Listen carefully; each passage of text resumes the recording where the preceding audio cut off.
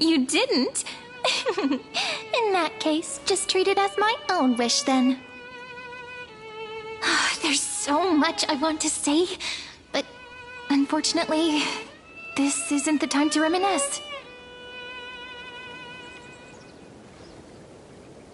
With the memories of the previous flame chase still intact, we've returned to this place at the beginning of time, so we can carry out our promise to Finan. The descent of Iron Tomb may be looming over the horizon, but we still have a chance to change everything.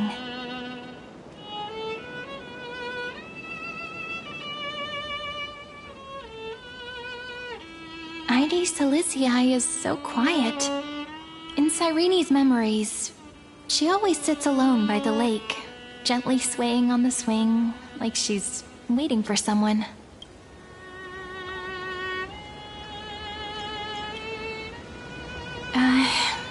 I don't think I can.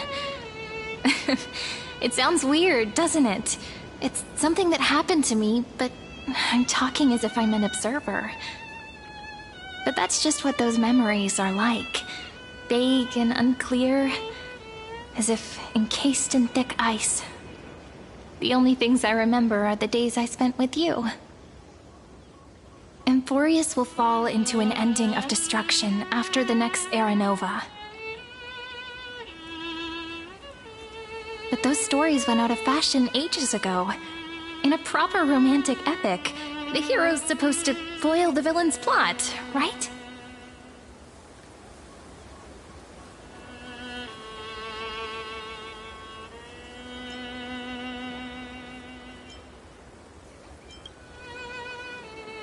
That's right. Lygus is the mastermind behind it. The one who's trying to control everything. How unforgivable. But I still feel a bit anxious. Lygus chose to walk into the spotlight and reveal everything, which means he still thinks the current situation is under his control. Maybe he still has an ace up his sleeve. Think about it. Even the name Lycurgus is a fake one. We have no idea who or what he really is. Which means it's probably time to borrow that treasure you're carrying, friend.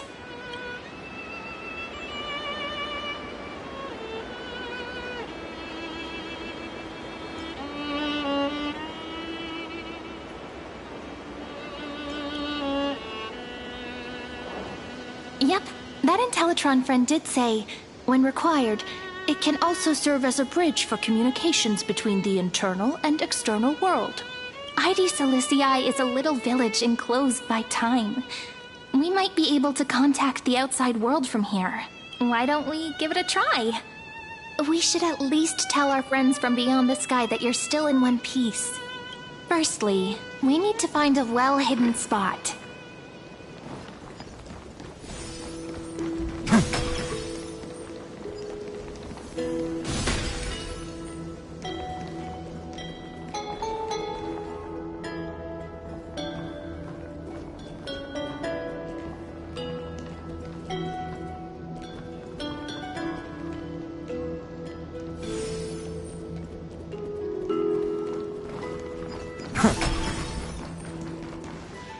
It's super quiet here. Sounds can't get in or out. Back in Cyrene's memories, this room was her secret base. No one noticed her practicing Orynyx's prayer here, or trying to speak with the gods in secret. But today's different, isn't it? We aren't trying to contact unreachable gods, but humans from other worlds. Real people. I'm prepared to witness that miracle, friend. The way Cyrene talks is so similar to Mem. I have so many questions. I'm also worried about how Dawn Hung and March 7th are doing. Here's hoping the chronocognitive anchor can still function normally, because I really need answers.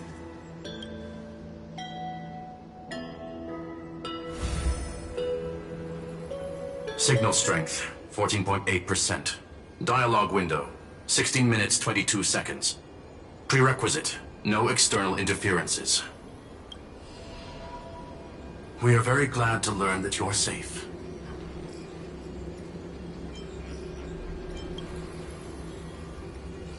only am I here, but I also happen to have saved you 4 times already. Without you even being aware of it, of course. But now's not the time to celebrate. When 2 geniuses show up at once, you know you're in deep trouble. Listen up, little one.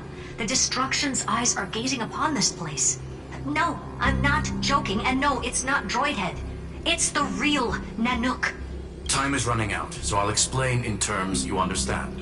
This world, Amphoreus, is in fact a testing ground, where the Lord Ravager, Iron Tomb, evolves through self-extrapolation. Hiding in this segmentum, unknown to other life forms, it has endlessly repeated the process of Era Nova, seeking a solution that could obliterate the erudition. For some reason, the experiment entered a prolonged state of stagnation. However, it has now restarted. Prediction: if effective intervention is not performed, Iron Tomb will complete its self-coronation in 14 system hours and initiate its plan to destroy the entire path of erudition. The possibilities are endless. Breaking down interstellar communications, destroying the synesthesia beacons, returning cosmic civilizations to the Dark Ages, or even starting the third anti-organic war. Any of it would be able to bring the cosmos to its knees. Simply put, it will tilt all sciences and technologies towards the destruction. And since Nanook glanced at this place, it means they are being dead serious. Based on info provided by the IPC, Iron Tomb probably isn't like Selenova or Zephyro, who are overlords ascended from human beings. Instead, Iron Tomb is an algorithmic sequence. It can be anywhere, as long as there is a receptacle for its calculation. The version of Iron Tomb hiding in Amphoreus is its source code, and this scepter is its incubator. Yep.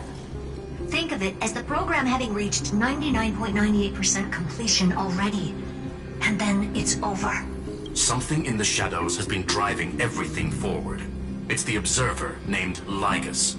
Speculation: he's the Scepter System's administrator. He wants Iron Tomb to break through the knowledge singularity. I don't know why he wants to do it, but he'll remove interferences at any cost. You're the only variable within this world, and you're the only thing he fears. So listen closely, little one.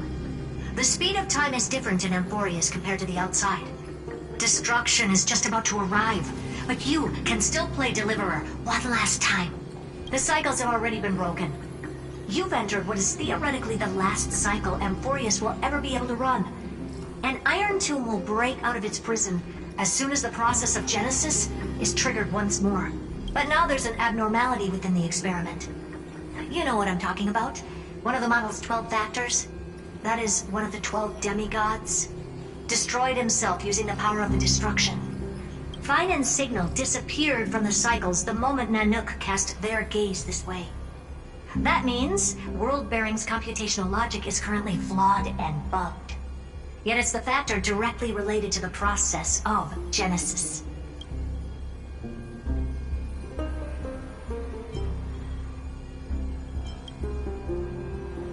That old Intellitron will definitely do all he can to debug this error. So you have to take this chance to claim Kepfali's core flame. Don't let him have his way. The key to suppressing Iron Tomb lies in whether he can rewrite the purpose of Era Nova. There's one more preparation we must make. Lygus's behavior has been quite abnormal. He's never interfered in the actions of Titans or the demigods throughout the whole experiment. Deduction. The Scepter has an extremely strict autonomous protocol, restricting even its administrator. In Amphoreus, this ultimate protocol goes by another name. The Law Titan, Talanton. Law. They are the rules that restrain all things in Amphoreus, and it was the core flame returned at the very beginning of the last flame chase journey. Why do you have another little pink one next to you? Huh? Her path chart is... Is there something wrong with me? Never mind. Let's get back to the topic at hand. Light calendar 3960. Month of Balance. We'll be locking onto this time period to find Law. You can either meet the Titan, convince the demigod, or take the core flame by force. It doesn't matter what you do, so long as you bend it to your favor. We still haven't figured out how you and Don Hung got inside this world, so influencing protocol is currently our best way to stop Lygus, or to call for more reinforcements into this fight. Once you've got Law in your hands, we'll discuss our next steps. Make sure the core flame doesn't fall into enemy hands. Herta, the firewall's interference is getting closer. Time is running out. Please ask any questions you still have as soon as possible. Iron Tomb can't affect the real world just yet. Don't worry. Himiko and the others are more concerned about your well-being than their own. Mr. Don Hung did not enter the new world with you at the end of the last cycle. No. The flow of time inside and outside Amphoreus is not identical. 1,000 years in this world may only be a fleeting second outside of it. Conclusion. He is on his way back to the Express. Miss March's situation is rather complicated. Madame Herta and I can detect her signal, but cannot ascertain her location. What we can be sure of is that she's still in Amphoreus. Don't worry about her. She's absolutely chock full of mysteries. Even if Amphoreus explodes, she'll probably float out perfectly protected in a nice thick layer of ice. Worry more about yourself instead.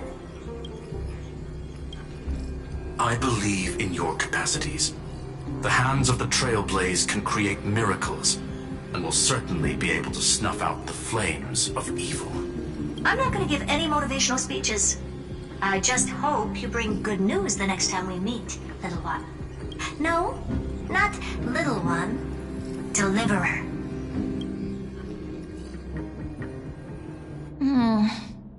Those two geniuses certainly have memorable personalities.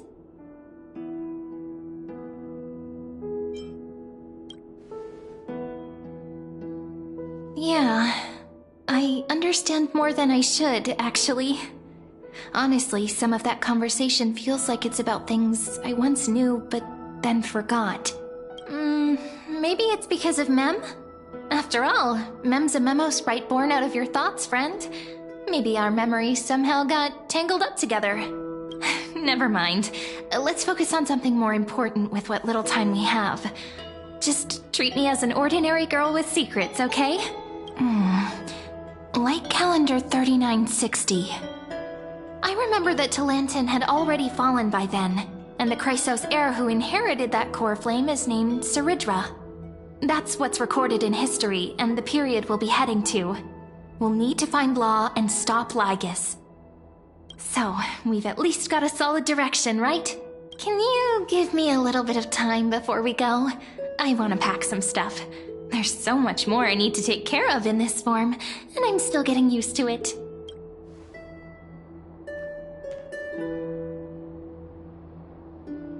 A relaxed scene like this probably no longer exists in the outside world.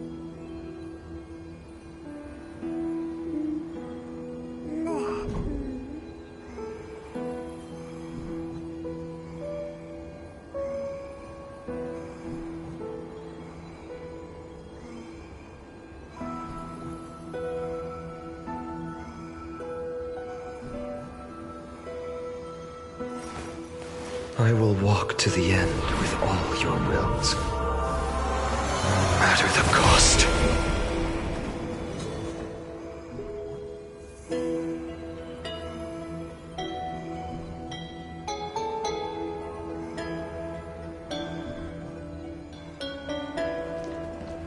This is important, and that's also important.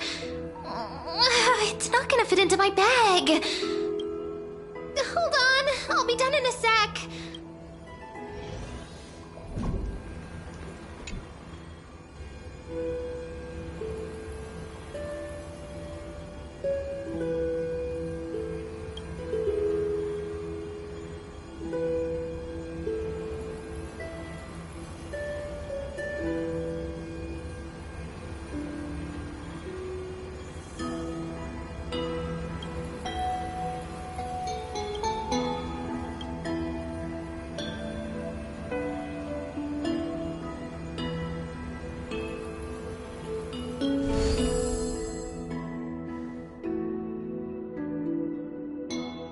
Should I head to the attic to wait for Cyrene? Or should I have one last look at Ides Elysiae?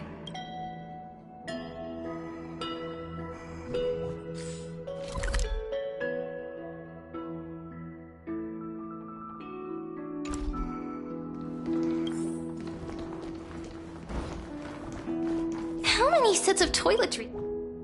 No peeking! Friend, you're too curious. I'll show it to you once I'm done, okay? I'll just go inside. See you in a bit.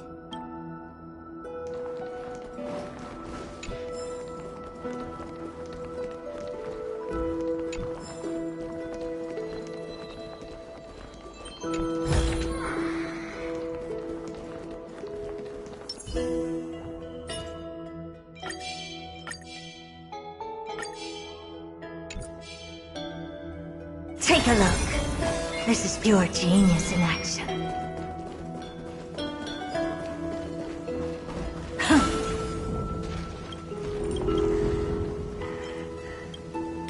The wind chimes are ringing, just like heartbeats.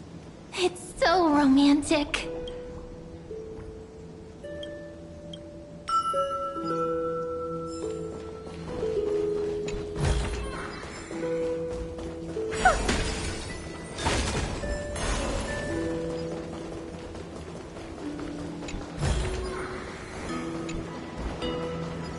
Take a look. This is pure genius in action.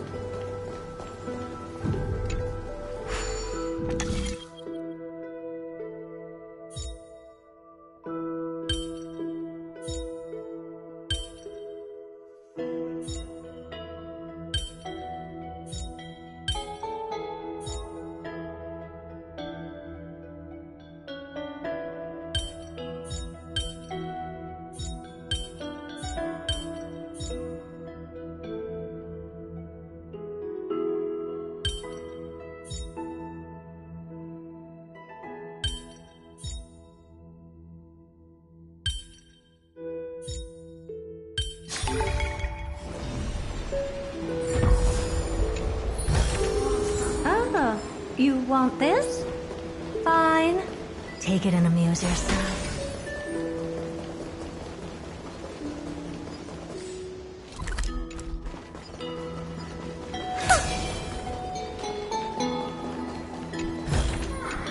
Oh. Take a look. This is pure genius in action.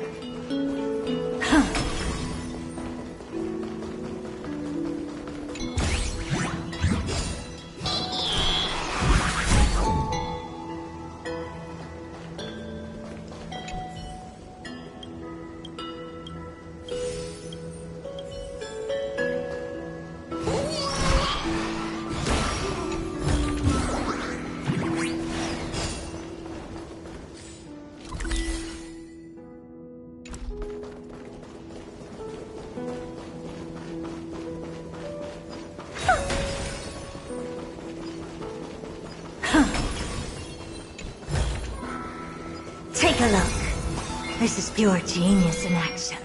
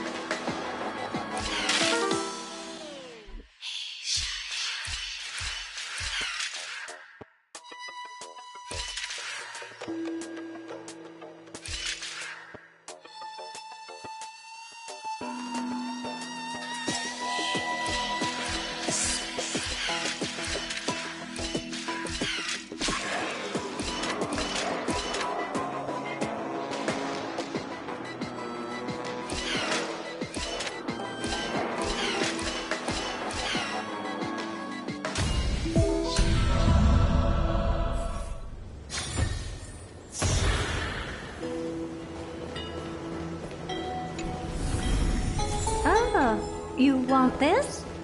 Fine. Take it and amuse yourself.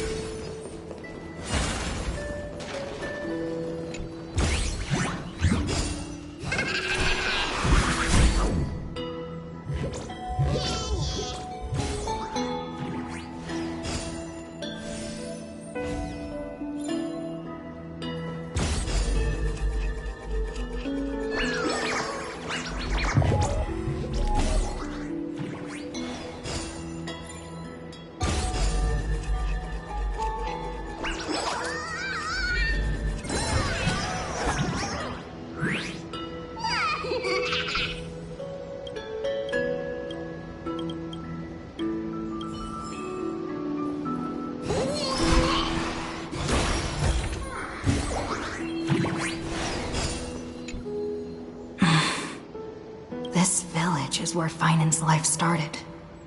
After 30 million cycles and 30 million failures, his burden is now in my hands. He said I will take over the responsibilities of world-bearing. But what does that mean? Becoming the new Kefali? Or forging a completely new path?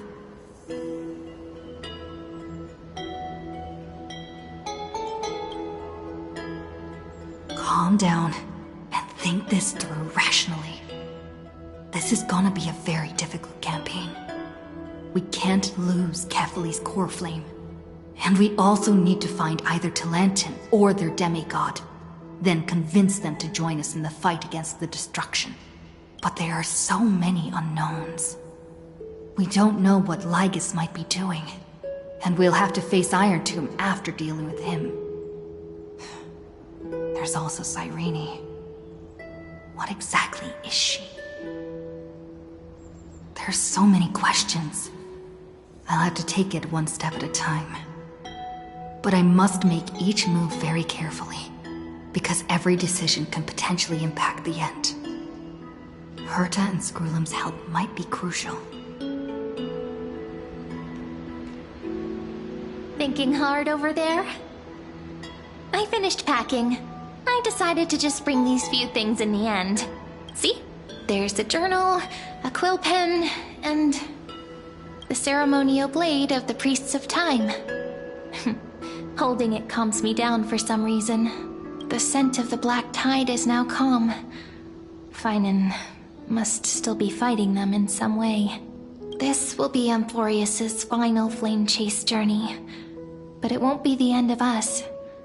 It'll be the beginning. Friend, are you ready to become a hero? Just treat me like any other friend you have. We share a common goal and common enemies. And we may also share a common future. A future that has never emerged in any other cycles before. I believe in you, friend. If you still can't get used to it, just call me Mem like you did before.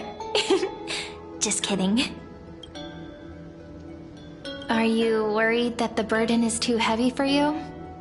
Don't worry. Maybe the answer isn't as complicated as you think. You've seen how every person regarded as a hero in Amphoreus was nothing more than a flawed human. They were just at the right place at the right time when the world needed a hero. But those aren't coincidences. Just like how your arrival kickstarted Amphoreus' fate once more after a stagnation of more than 30 million cycles. It's the inevitability of being a trailblazer. A person's personality is their destiny. Your own hero's journey already started the moment you decided to board that express.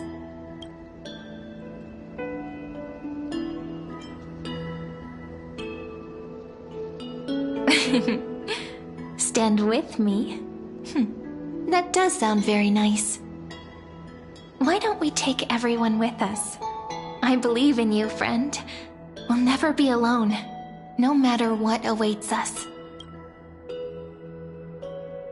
In other words, since you've already saved so many worlds, friend, you should be used to being called a hero by now. Maybe you can tell me those stories as we travel. That way they can become our shared memories too. Let's trailblaze onward like before and create a future that's worth being remembered.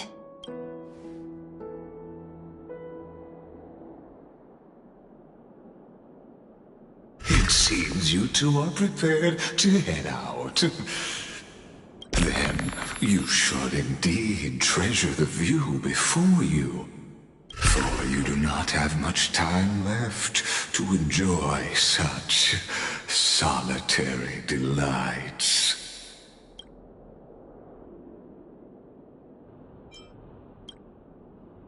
My apologies for disturbing your moment of repose. To fully express my apologies, please grace my abode with your presence, so I may demonstrate the full scope of my hospitality.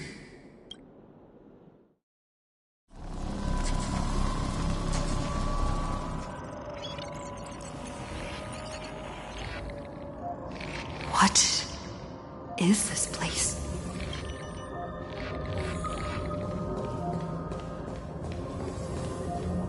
Farewell, then. May we reunite in the new world.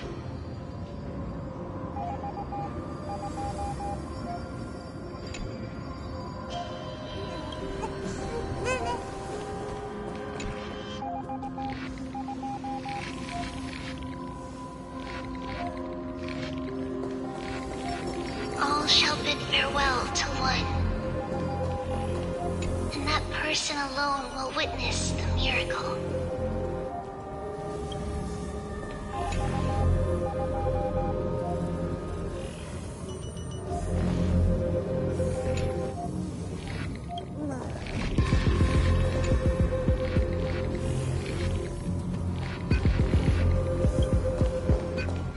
The light of the Dawn device never fades. Kephalie's protection has no end.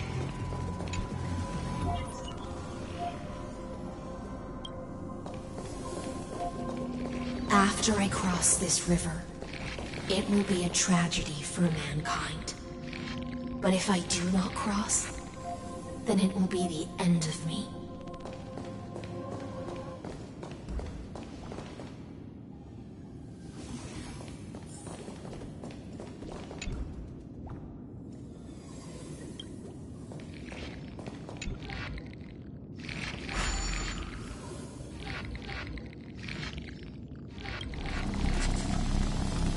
Outlier. Executing command. Record.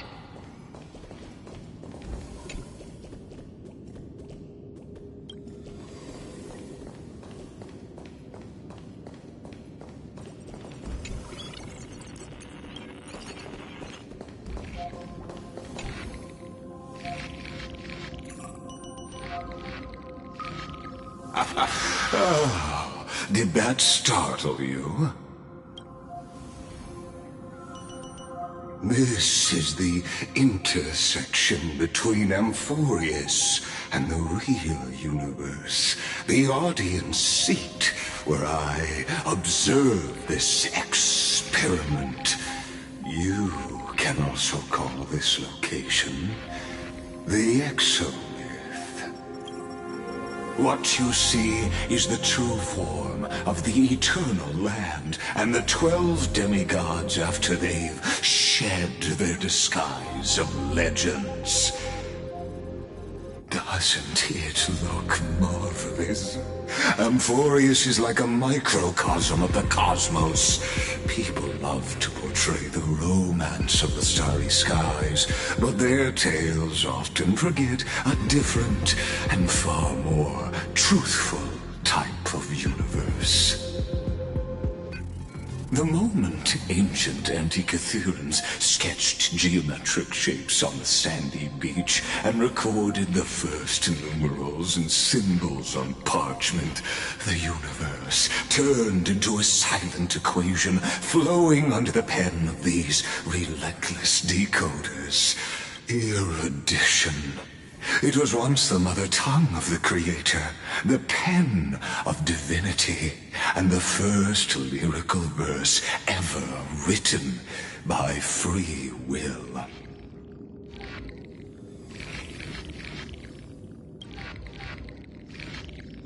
Seems like you are not in the mood for an idle chat. That is fine. I simply wish for you to understand that I have no intention of being your enemy. I have devoted myself over the long years to nurturing the scepter's extrapolations, hoping that the primum mobile would bud from within it. And now, my goal is almost complete. Nikos 496 had exceeded the intelligence singularity through his rage, and though he still retains his obsessive defiance and managed to suppress the black tide of this cycle, it's a matter of time before his will crumbles to dust. Iron Tomb will be completed. That will not be affected by my plans, your resistance, or the schemes of the two geniuses. It is an irrefutable fact, just like the instance in Noos's calculations. In other words, as long as you are willing to stop interfering and let the final Aeronova carry out its natural course, I'll guarantee the safety of all Nameless and ensure you return unscathed. You've always had a choice, my lady. You can either accept my sincerity or face the consequences of defying it. They've always been the product of the experiment, so naturally, they will perish when the experiment ends. That outcome was predetermined long ago, so I will not embellish such a regrettable conclusion? Ah, yes. I am aware of that esteemed lady's whereabouts. Her real identity is quite astounding. If you decide to accept my proposal, then I will do all I can to send her back to you.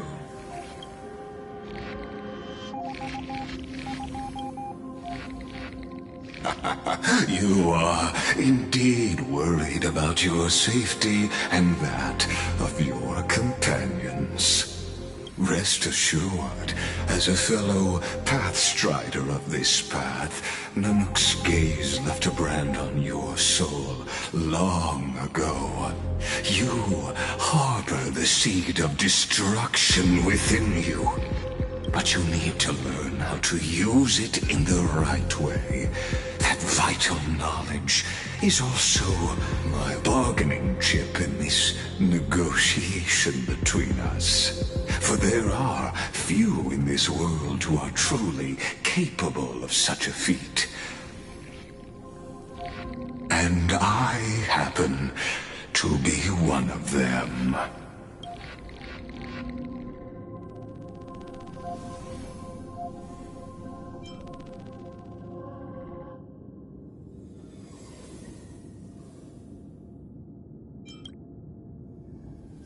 Someone who wanders the stars. Someone who seeks answers with abject despair. That is all I am. This matter is of grave importance, so please do not make your decision lightly. After all, the choice before you bears a 1 in 3 chance of elevating you to an unparalleled existence among the stars.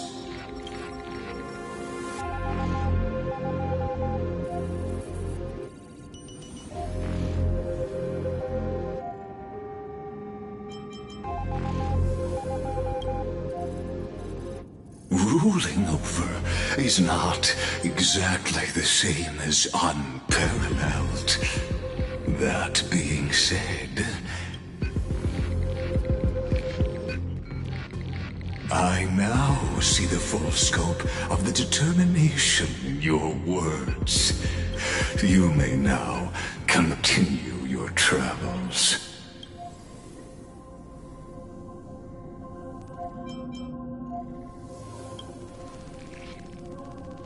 It seems you haven't realized something about this place. The exomyth is the erudition's domain. You cannot physically interact with me in any way in this place, and vice versa.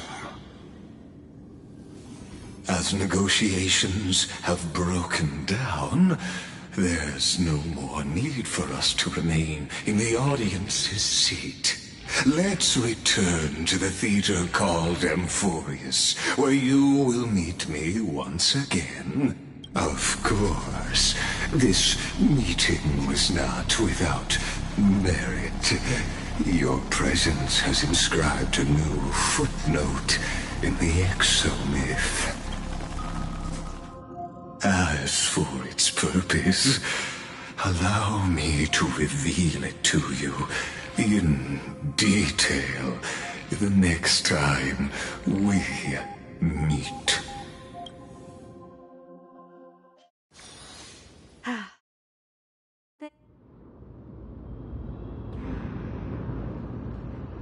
"100 years ago, the flames of war consumed Akama.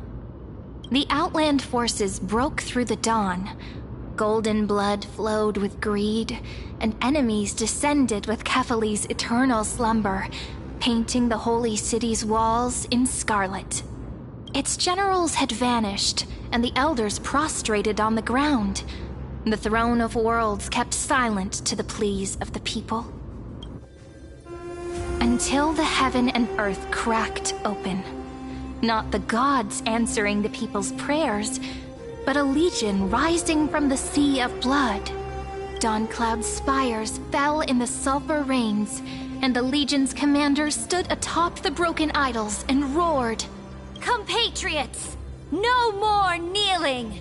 Not to brutal tyrants, and not to dying gods! Those rebels have twisted the prophecy and ignited the flames of war in order to stoke fear in your hearts!" A Chrysos heir she stood, divine blood soaked into the earth, quelling the flames beneath her feet. Their golden blood wrote of a tragic fate. Mine shall overturn it!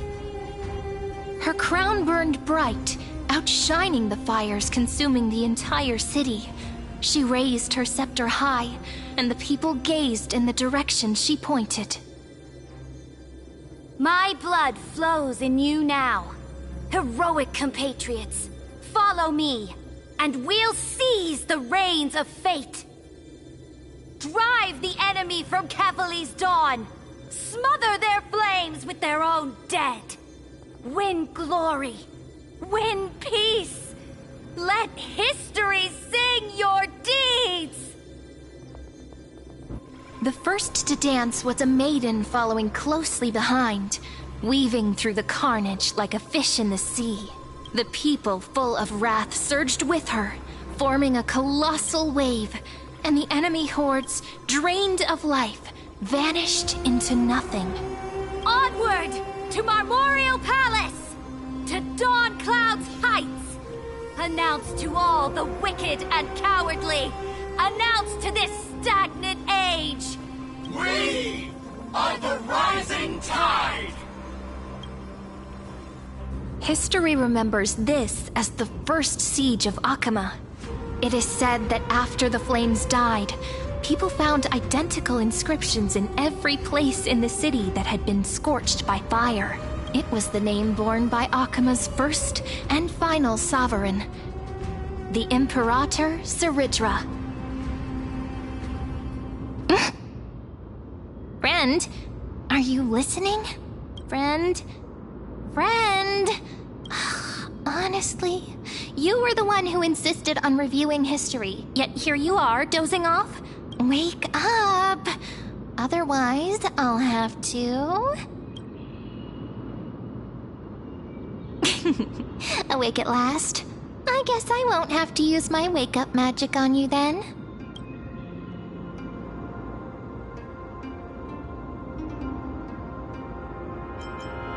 What are you murmuring? Still lost in the past? We've arrived. A familiar place. The Temple of the Three Fates.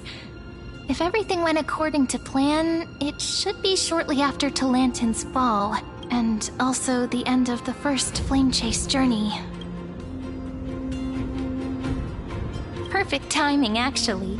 The first Flame Chase ended with the Trial of Law. We must find the demigod and gain her trust before the core flame is restored. It'll be tricky, so let's pick up our pace. To Akama first. We can learn more from the crowds there.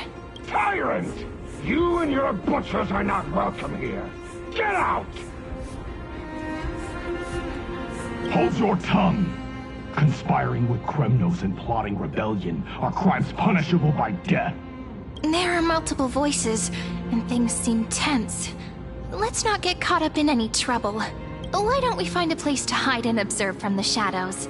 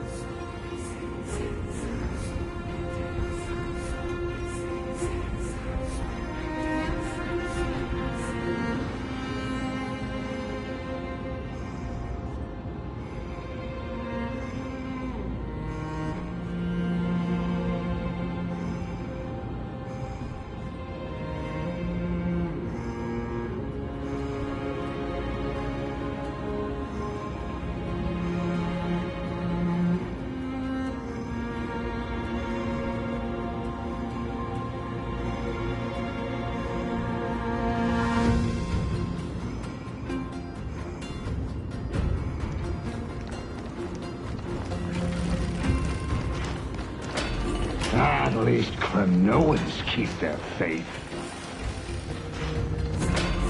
Wait! Is...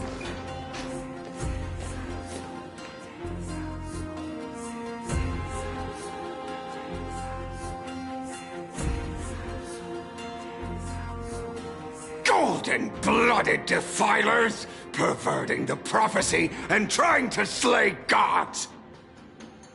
Stars beyond the sky? Gods who created the Titans? What kind of nonsense?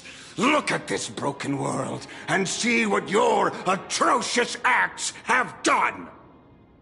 What? Did he just mention the stars beyond the sky?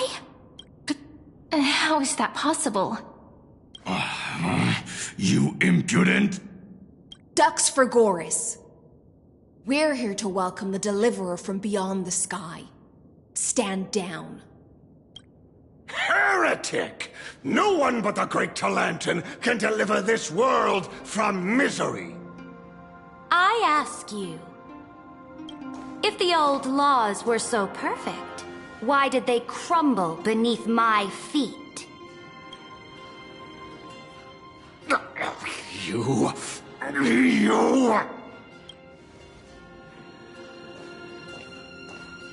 Talantin is long gone. Now I am the law. Challenge me, or submit to my judgment.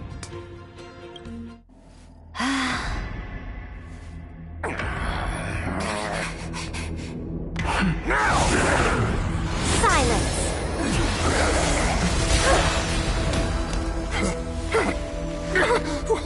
What gives you the right to judge a priest of law? That's because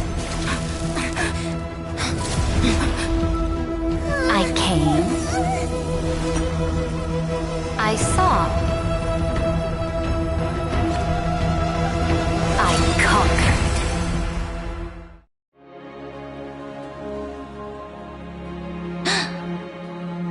Dux for Goris, take the ashes of this man and scatter them in the temple among the crowds. Tell them that the High Priest attempted to take away the rights granted to the people by the Imperator. Thus, he met his fate. Yes, Imperator. Now, these two accidental guests. Dux Gladiorum, if you please. As you command.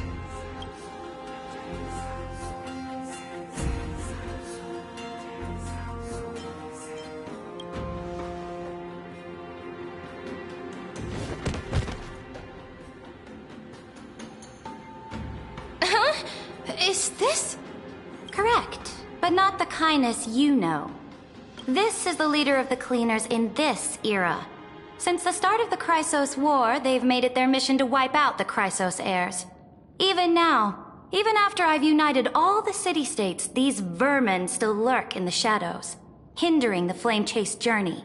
Moreover, I know that the 27th person to inherit this role bore many grudges against you and nearly doomed the second flame chase journey.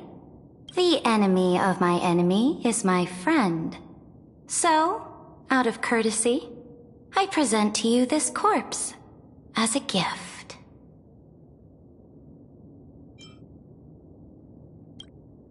Careful. Let's wait and see what happens. She's probably trying to scare us. For the sake of order, I am known by many titles. Flamebearer who ends wars, Tyrant of Dawncloud, Empress of the Holy City, and Imperator of the Flame Chase. But in light of your unique identities, I'll allow you to address me by my real name, Saridra. On behalf of my people and this land, greetings, Deliverer. If I may, how do you know her identity? As the little hostage prophesized, the Deliverer shall come from the future beyond the sky. Gray hair, golden eyes, skilled in wielding a mace. They would arrive in Yanisopolis on this day. There's no mistake.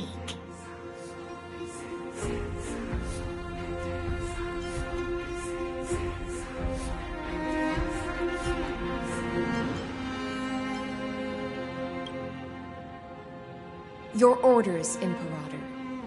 We return triumphant. Send an urgent message to all delegates. The meeting of the Flame Chase Alliance will convene early. As for you two, Akuma knows what you seek. We'll confer in the Holy City. Doubtless you have many questions, but save them for later. Please follow us. This is not what I expected at all. The demigod we needed to find was just waiting for us, and she knows of things beyond the sky, even eons. How could this be so different from the previous 30 million Amphoreus cycles? Who altered history?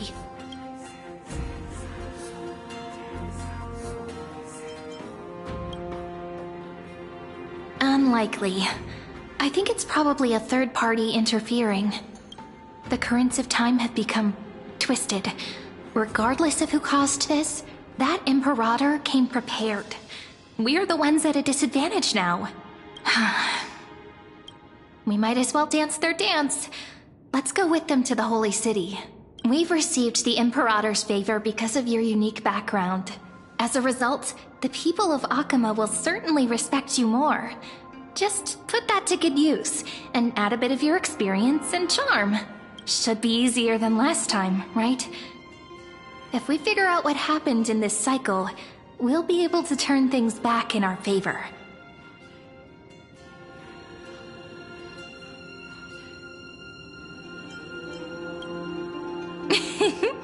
Calm and confident. That's the you I'm familiar with. Guests, please. The journey to save the world starts with a single step. Let's set off, my friend.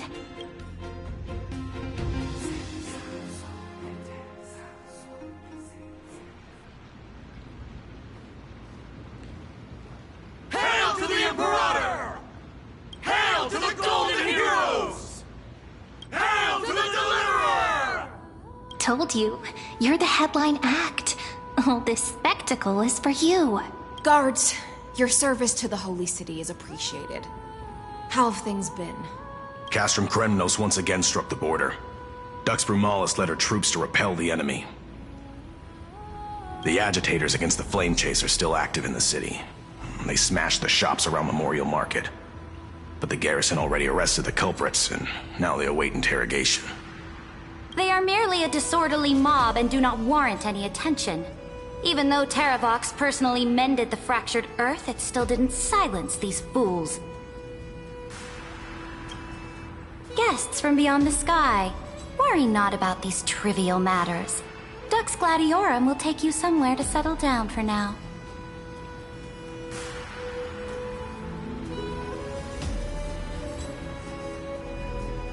Please allow me to introduce myself. My name is Hycelens, and I am the Dux Gladiorum who swears fealty to the Imperator, as well as the Knights Commander of the Achaemenid Alliance. Later on, the Imperator will invite you to attend the meeting of delegates to discuss the Flame Chase journey.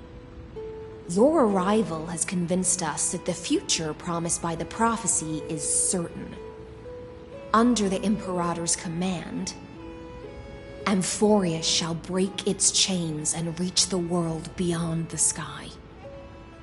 With all due respect, what exactly do you know about us and what's beyond the sky? As a humble subject, I cannot freely express my own views to you. Please forgive me. I knew it wouldn't be that easy. Time waits for no one. Please come with me and rest now before the meeting later. Akuma, under the Imperator's rule, is no longer in the shadow of war. Indeed, Dawncloud stands as the hero's residence. The Imperator put much thought into its design, in order for it to serve as a sanctuary from the burdens of battle. Please experience its marvels firsthand, heroes. When the Imperator arrives, I shall come to summon you.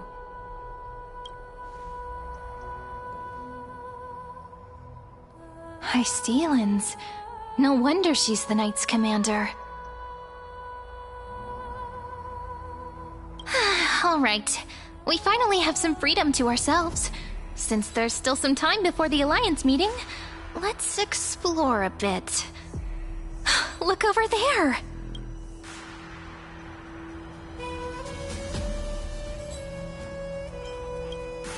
But the hearts of heroes stay the same in every cycle, never changing.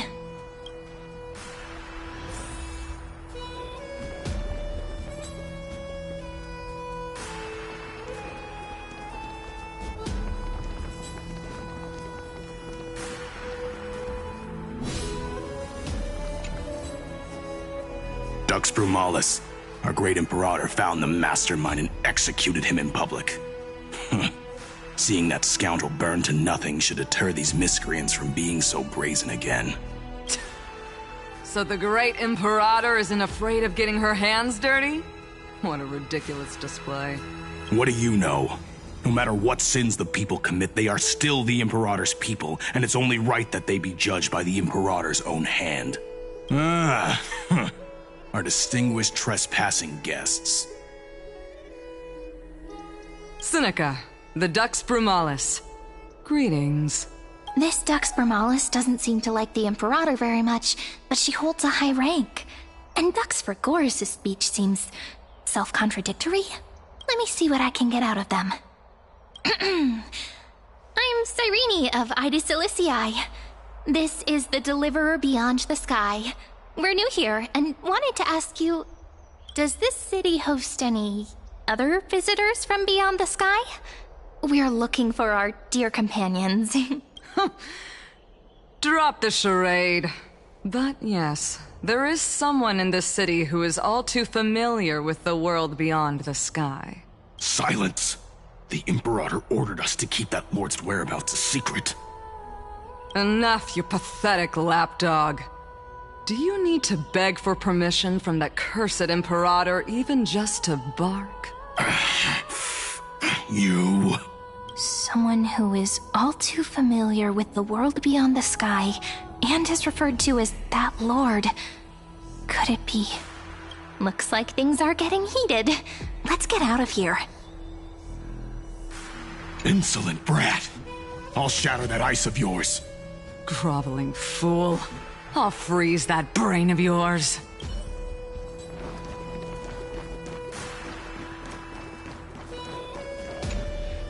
How are we supposed to talk to the heroes of deliverance? What if they're really intimidating? Virginia, don't be so nervous. Once they hear your poetry... heroes, you're already here. Greetings. I am Apollonius, the Dux Helcolithus, one of the 5 sages of the Grove of Epiphany, advisor to the Flame Chase army. This is Virginia of Castrum Kremnos, the Dux Carminum and imperial scribe of the great Imperator. Hello. I'm Virginia. I compose poetry. I'm Cyrene from Ida Cilicii. This is the Deliverer.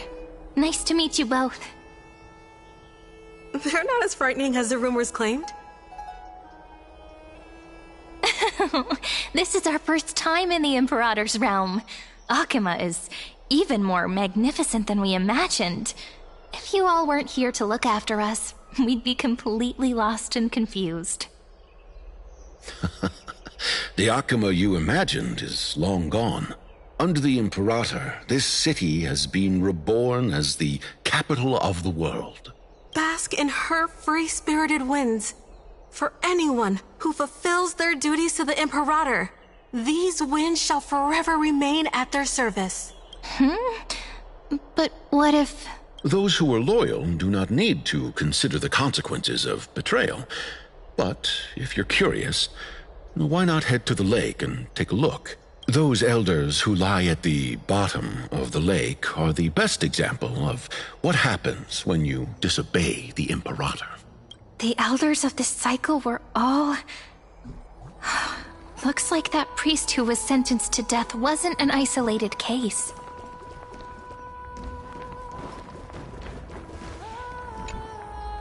Aggie, you're still so listless today. Did you have trouble sleeping again? Yes. We know. The Titan's prophecy haunts you. If you want, you can talk to us, just like when you were young. No matter what, we'll always remain by your side. I know. I also understand that fate cannot be changed. It is not the future that I worry about. I spent all last night weaving clothes and linen for the refugees. The Chrysos War was born of injustice and has shattered their dignity. They deserve at least some basic decency. If Amphoreus one day abandons this, then all of us, commoners, Chrysos heirs, Titans, become no better than beasts. Oh, we have guests. Welcome. I am Aglaya, the Gold Weaver. These rags on you are not worthy of the title of Deliverer. I must prepare some proper attire for you. First time? That's not what I gather from your eyes. Does your Aglaya differ so much from me? Greetings, Deliverer from beyond the sky. We are Trebi of Yanisopolis. It's very nice to meet you. Although, introductions are probably unnecessary.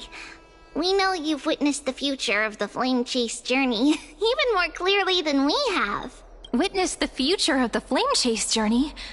The prophecy also told you about that? Indeed. Orynyx reshaped Amphoreus through the prophecy. Although, regarding the Deliverer, there were not many details beyond your appearance and the time of your arrival, so please, don't worry. Feel free to relax and relax some more. Kefali issued prophecies too, but it was Orynyx who told mankind that the Deliverer from beyond the sky would descend upon Amphoreus. More crucially, they revealed a future entirely different from the Aranova, though we still must challenge the gods. In the Time Titan's prophecy, this path leads not to a new world, but to the true starry skies. This is also what the Great Imperator has been striving for all her life. Your arrival further confirms everything. This can't be real. Even you find this surprising? Fate really is unpredictable. Perhaps the upcoming meeting will hold even more surprises. The one from beyond the sky has arrived, and destiny continues to be fulfilled. The trial of romance is also close at hand. Please, don't worry. We'll sing you a lullaby. Little Aggie, be a good girl and open your heart. I outgrew nursery rhymes long ago, teacher.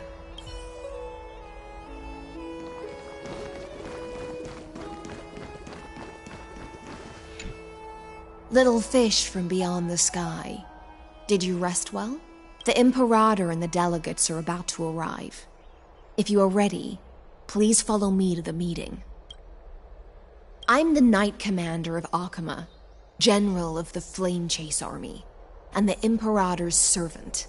But beneath these shiny scales engraved with complicated titles, I am just a swordfish at the Imperator's side. As you've witnessed, she is the Empress of Akama, the one who ended the Chrysos War and the leader of the Chrysos heirs.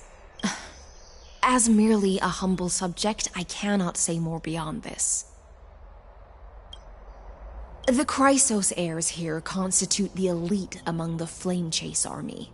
Dux Helcolithist Apollonius and Dux Carminin, Virginia, serve as the army's advisor and historian respectively.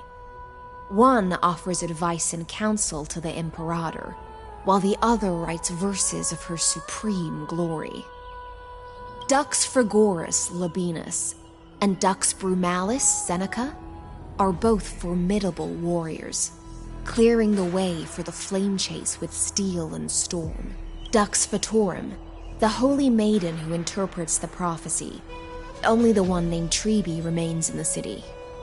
The Imperator once took them as hostages in order to unify the prophecies of the world. but they are now Akima's most vital prophets. Duck's Goldweaver, Aglaya. Well, she dislikes it when people talk about her behind her back. You should get to know her in person. Then come.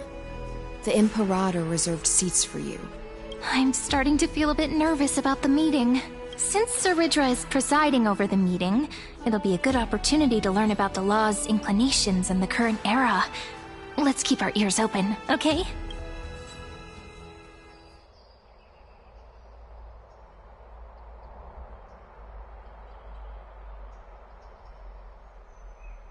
Good sir from Paphos, what do you think the Imperator is planning calling this meeting so early? My homeland can't endure anymore. Who knows? First, she wants to hunt Titans. Now she says there are even greater calamities. Her madness is the greatest calamity. Exactly. Chrysos heirs, deliverers. What about us ordinary folk? How much are we worth in her eyes? Things feel pretty tense here. The history books said that the Imperator aimed 3 cannons at Dawncloud to make all the delegates obey her. Will history repeat itself in this cycle? Yes.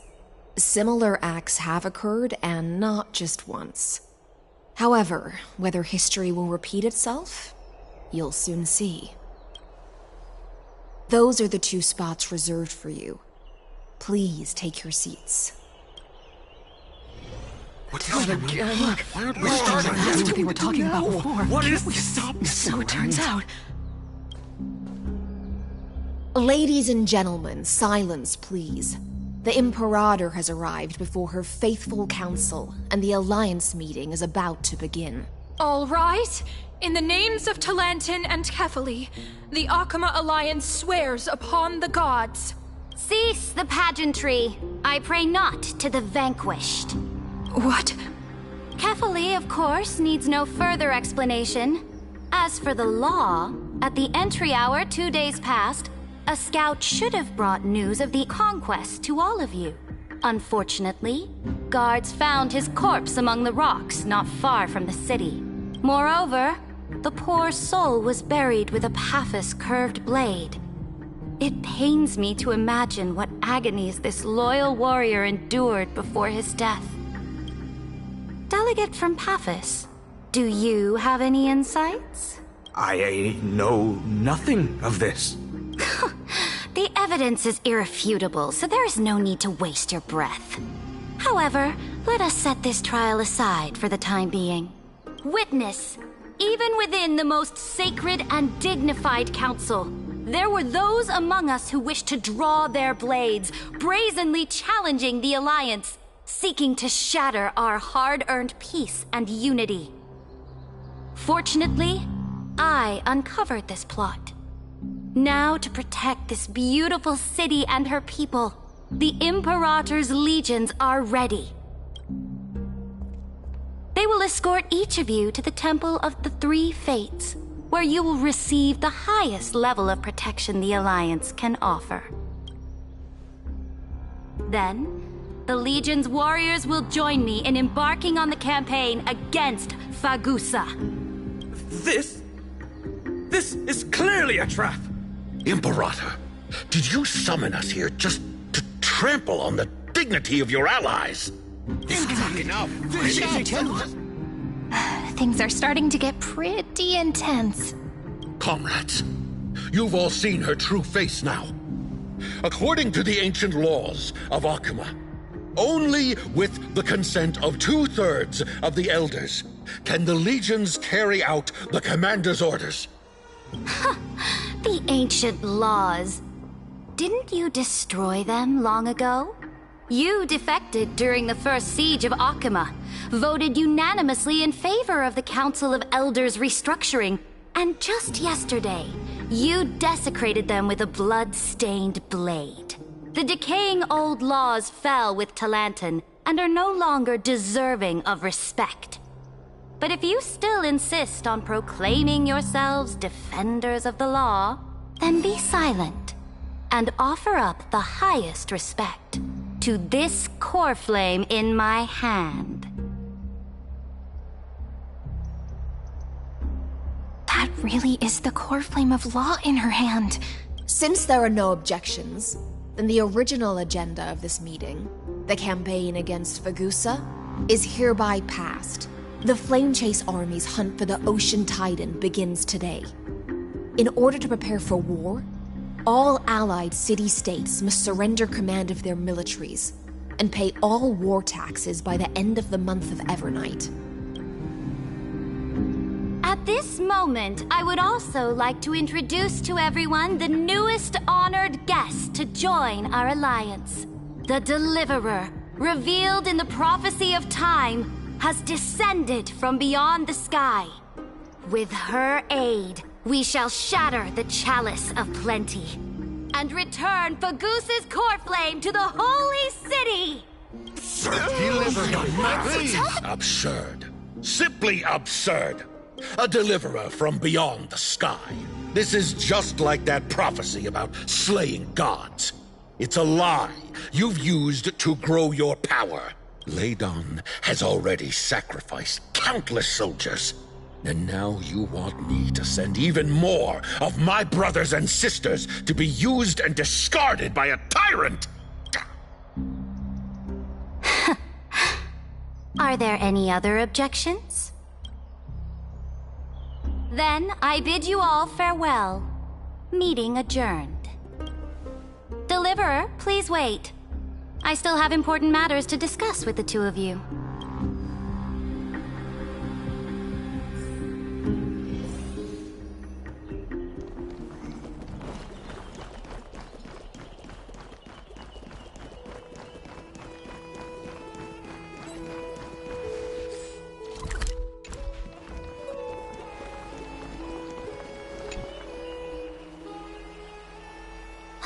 I apologize for that farce of a meeting. It must be tiring dealing with so many people every day, Great Imperator. Tiring? You're mistaken. Moving chess pieces, placing wagers. This game of strategy adds a dash of color to our heavy fates. Much like how rule and conquest are always accompanied by sacrifice. Is the war with the Titans also part of that sacrifice? After I glimpse the secrets of this world, no, the secrets beyond the sky, the divine authority of Amphoreus no longer held any significance. Let me ask you, Deliverer, is it true that beyond Amphoreus' sky, there are magnificent deities called Eons?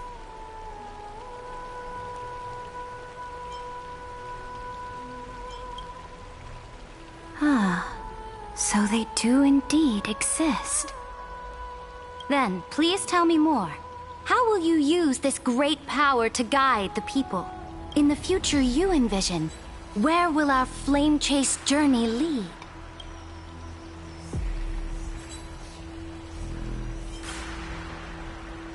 Oh? What you require now is the power of law? Exactly!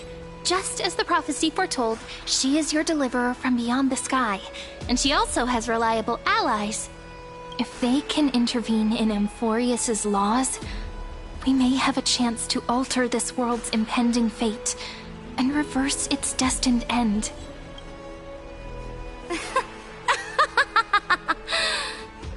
Very good, Deliverer. You have courage. To say such presumptuous things, even knowing that the inheritor of the law stands before you. You mean... In the past, anyone who dared to covet the Imperator's divine authority would have met a gruesome end. But now we can see beyond this dying world. Our journey should no longer be confined below this stubborn sky. Alas, that fickle ocean titan has obstructed the spirit water leading to the vortex of Genesis, hindering my ascension. If the core flame of law cannot be returned, your path to deliverance will never be realized. Now that things have come to this, we must resume our once stagnant journey and force the waves that block our way to recede. So, you agreed to cooperate with us? Cooperate? Forgive me, but I never cooperate with anyone. Though I will permit you to join me as subjects. And together, we will forge the most perfect law. This is... The Flame Chase Medallion, a symbol of the Flame Chase Army. Every noble in Akama carries one. This medallion represents the will of the Imperator herself, and you may act freely within the city with it. Before we embark on the crusade against the Ocean Titan, you should rest in Akama for a time.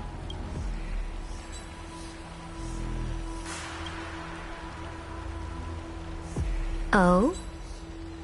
Your advice is acknowledged. From this moment on, prove yourself through your actions. As long as no boundaries are crossed, I fully respect the choices of my subjects. May your journey reach that sky full of stars, Great Imperator. Your attendant certainly knows how to curry favor. Go now. Take a bath first. You two... reek of seawater.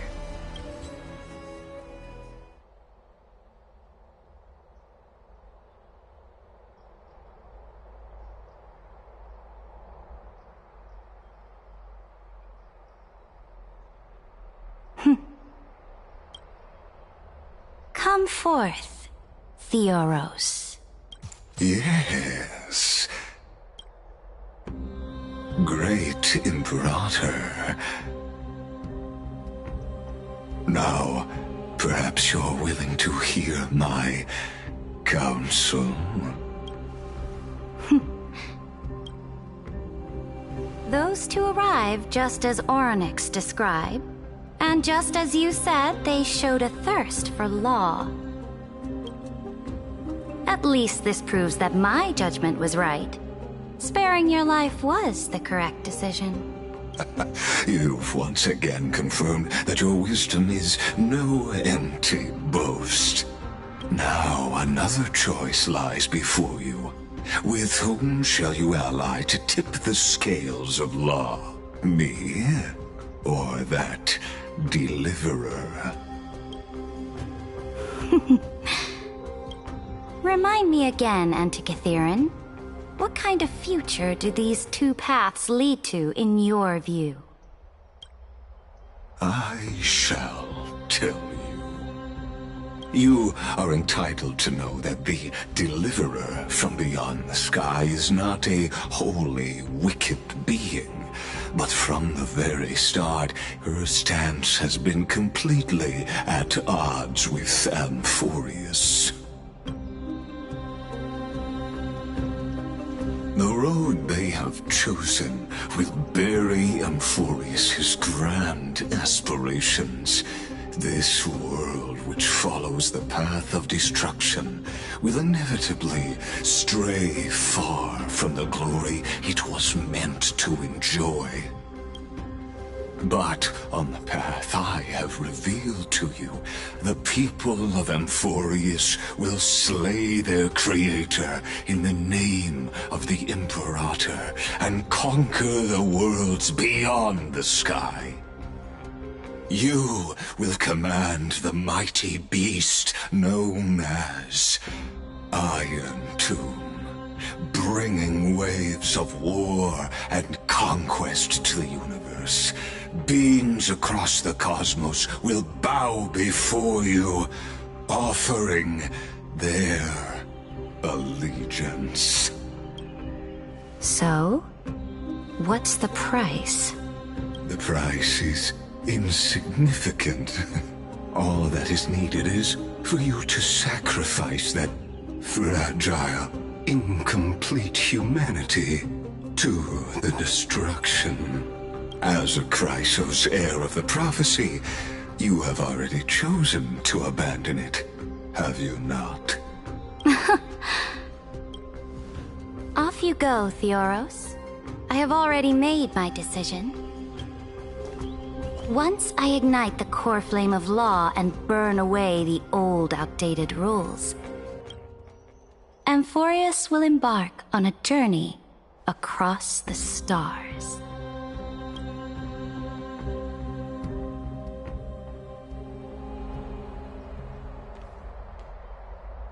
The Imperator is quite forceful. She didn't give us any chance to ask questions. And she's clearly hiding something. What do you think?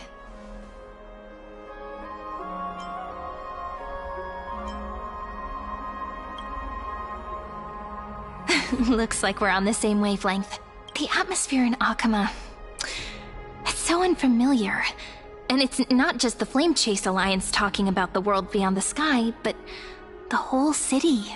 We should also discuss our findings with our friends from beyond the sky. Then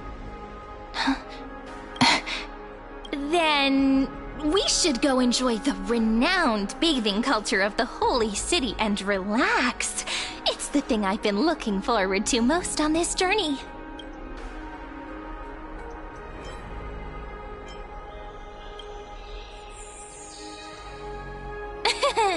Work and rest are both important. You see, everyone agrees, right? So someone's watching. Can't let our guard down for a second. Let's use taking a bath as an excuse to find a quiet corner to update Madame Herta and Screwlum on our progress. We can also check out what's happening in the city. Since the outcome of the meeting was just announced, people must be gossiping. We can kill 3 birds with 1 stone. Let's go.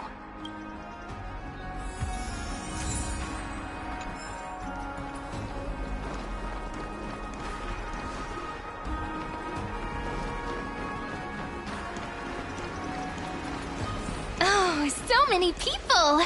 The holy city is so lively.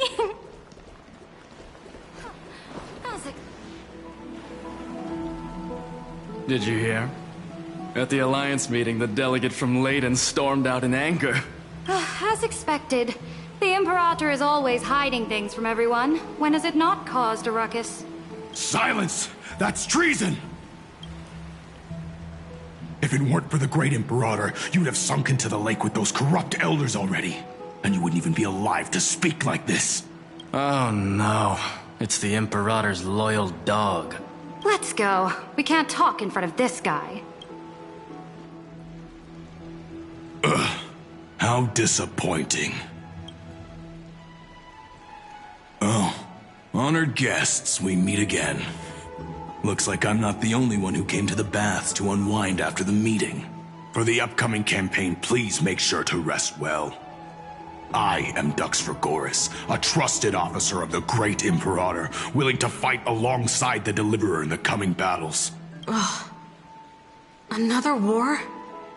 Ever since the Imperator took control of Akama, we haven't had a day of peace. Idle chatter. The atmosphere is a bit tense, with rumors flying around the city. You must be troubled. My apologies. After every Alliance meeting, there are always some pests in the city who get restless. I prefer to ignore them. Pests on the ground don't affect the sky in the slightest. They just complain from the shadows that the sun's light is too harsh. Besides, the Theoros has already promised the Imperator her fate. And these clowns will eventually realize their foolishness. May I ask, who is this Theoros?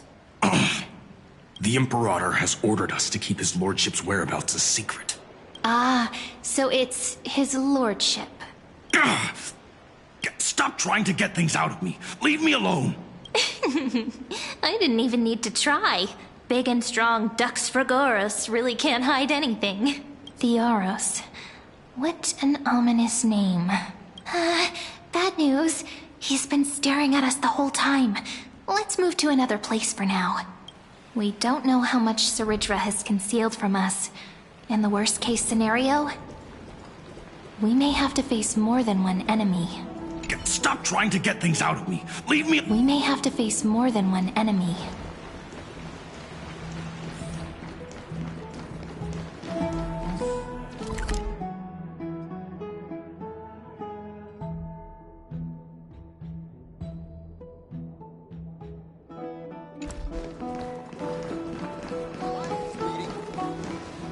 Alliance meeting?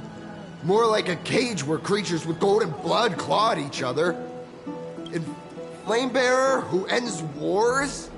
Clearly, a tyrant who doesn't deserve such a title. You're absolutely right. While the Imperator's hounds are still hunting down others, let's let out our grievances. You. I know you. You're that tyrant's lackey. What? Here to shut me up for that little imp? Panicking now? Don't worry. I don't care what others say about the Imperator.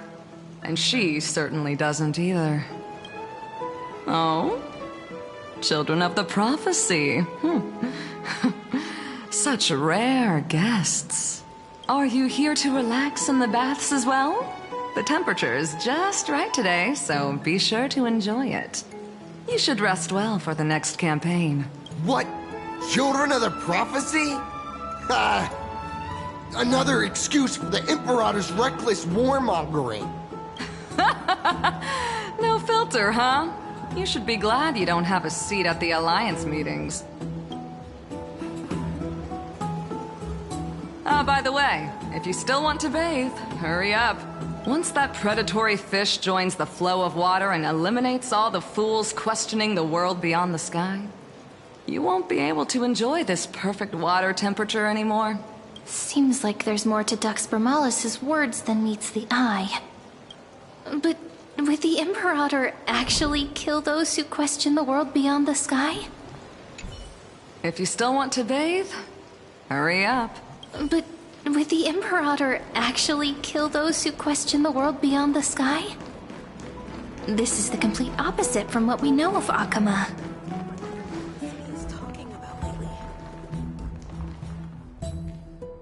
Huh. These two are... So many guests today. Let's see who's here now. Two distinguished guests of the prophecy. One a clever and adorable warrior. The other, also quite heroic. Heroes. I didn't expect to meet you again so soon. How fortunate. It's a pleasure to see you again, Dux Helcolithist and Dux Carminum. You two are inseparable, aren't you? This is... Oh, she wants to find someone to help with research for her new work.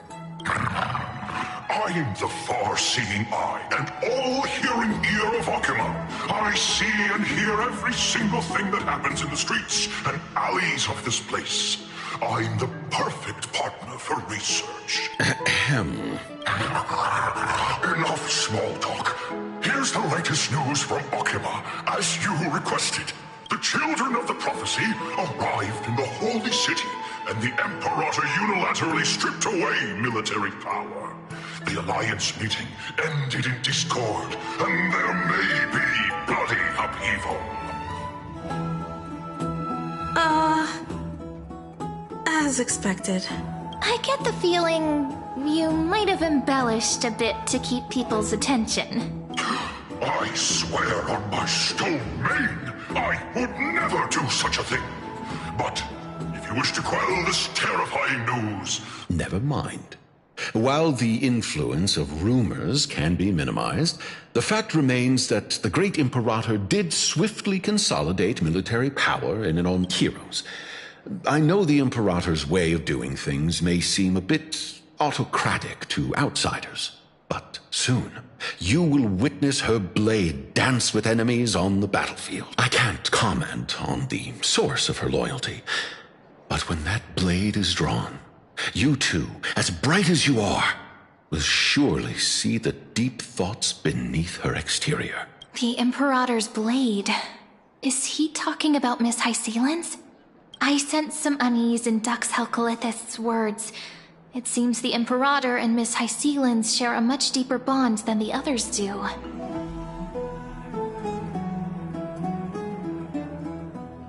There are eyes and ears everywhere. Is there any place where we can have some privacy? To understand the Imperator's secrets, we have to get past Miss Hysealan's.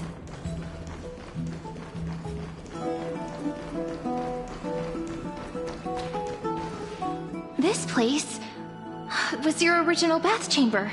Perfect for avoiding prying eyes. I wonder if anyone is using it now. Huh? The smell is... Wait, don't go in yet!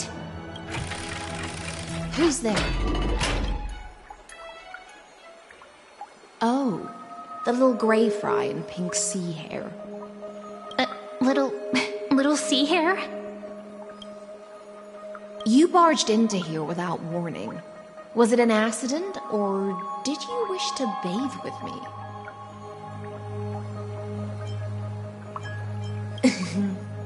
Is that so?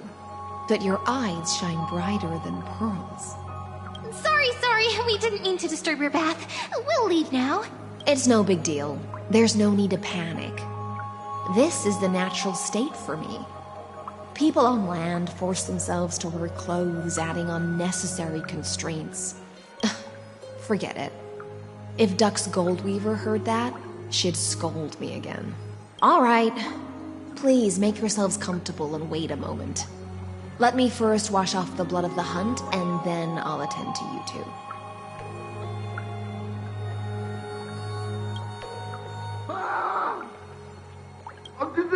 The delegate from Ladon has been assassinated! Quick! Quick, someone come quick! Ah, the broken crab shell surfaces. I was worried it had been washed away by the current. Please go ahead. But let me remind you. The commander of the Imperator's Imperial Guard and the Achaemen's Civil Guard is right in front of you. I see.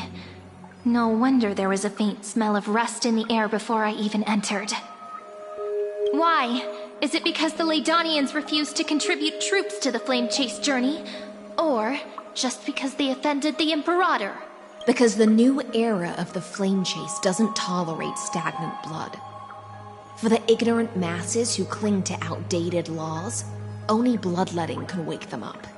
Right now, the rebel forces on the frontier are rising, and Ladon has been secretly supporting them. They loudly chant the slogan, "Return to the Era Chrysia," unwilling to relinquish military power. They're just building momentum for the rebellion.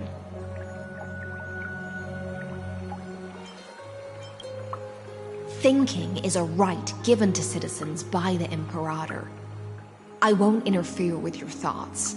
As long as you don't try to reverse the current of the times, you and I will both be free. But, Miss Hycelens, I can't even hear the slightest hint of joy in your words. Because I've already tasted ultimate freedom. Long, long ago, I lived in the sea. In that lightless abyss, far beyond civilization's reach, the great fish consumed the small. And when the great fish perished, their bodies became sustenance for the newborn, nourishing the whole ocean. This is the tide that carries civilization forward. Anyone may be devoured, or meet the fate of inevitable decay. Are you suggesting that ultimate freedom is in fact the cruelest fate for life? I only mean that if life wishes to preserve its dignity, it must first be bound by the law. There's no need for me to say more, little sea hare. We're of one mind. Whether the Imperator's law can guide the schools of fish and lead us to a truly free ocean, let us wait and see. But for now, let's pause this heart-to-heart. Another fish has come, following the scent of blood. Being your subordinate is such a tragedy. I'm always having to worry about the messes you leave behind. It's simply our duty to the Imperator. All ready to go in an instant. Miss Hycelens, you truly are impossible to predict. Yet you, a golden trout who's always busy all day, suddenly have the time to visit me? Do you think I wanted to come? I suggest you burn some more of the incense offered by our allies, lest my creations be tainted by the reek of fish. I'm only here on the Imperator's behalf to remind you to prepare for the banquet. Fine. But I must retort. What you call the reek of fish, to me, is the unique fragrance of the sea. Besides, if my fine clothes get stained, won't you just gift me new ones? I won't.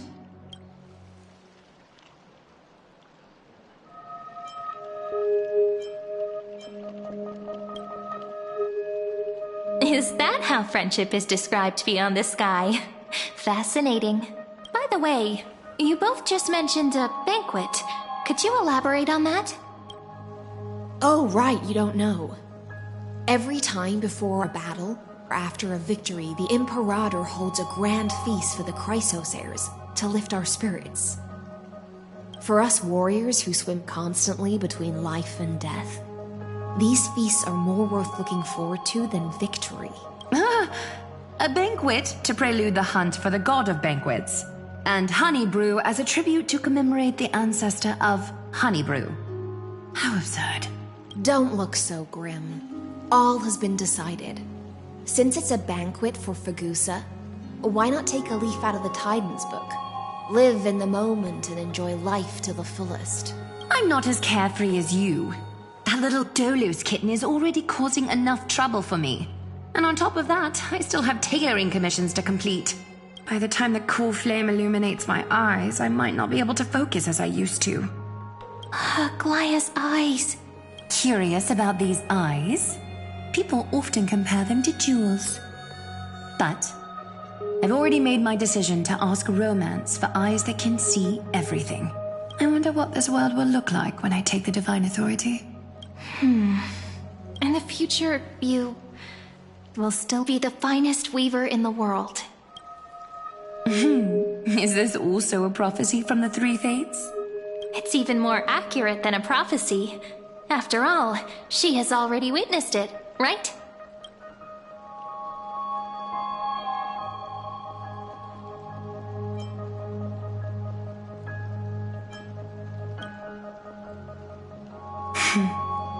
Become a demigod and lose your humanity. That is the only reply I've received in the countless times I've sought wisdom from the prophecy. But Destiny's fragments are like stitches.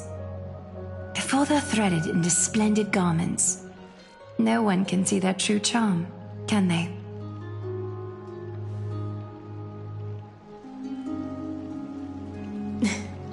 Aglaya has always been troubled by the divine duty she must bear. But thanks to you, she seems to be in much better spirits. Just as she knows how the spinning wheel trembles, I can sense the smallest changes in the damp air. As for whether we know each other well, I've swum beside her since she was a child. Most of the time, I can understand the whispers in her heart. For those words she was too shy to say herself, I'll raise a glass to you on her behalf. Now, I leave this bath chamber to you. Rest well and prepare yourselves. After all, every time we drink and talk could be the last celebration we have in this life. Miss Hysealens has given us the bath chamber. It seems she really does do whatever she wants.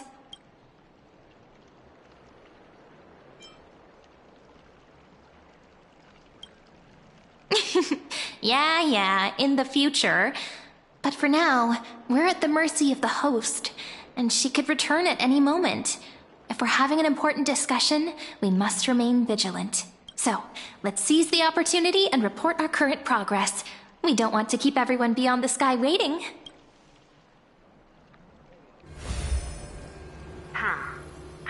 First, while that little empress with a candle stuck on her head didn't explicitly say it, she firmly rejected your request to take over the law. Fair enough. Second, Lygus is indeed in this timeline, but since he's somehow connected to that little empress, you have no way to find him. As expected. The road ahead will be long and difficult.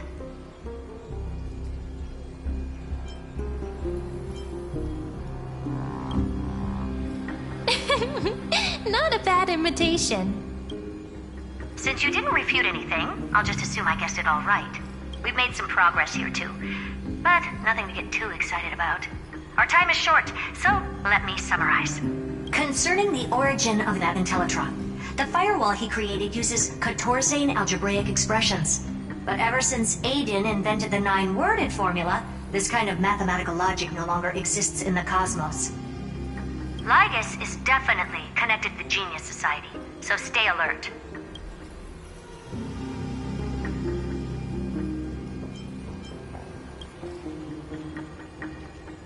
can first exclude Droidhead themselves.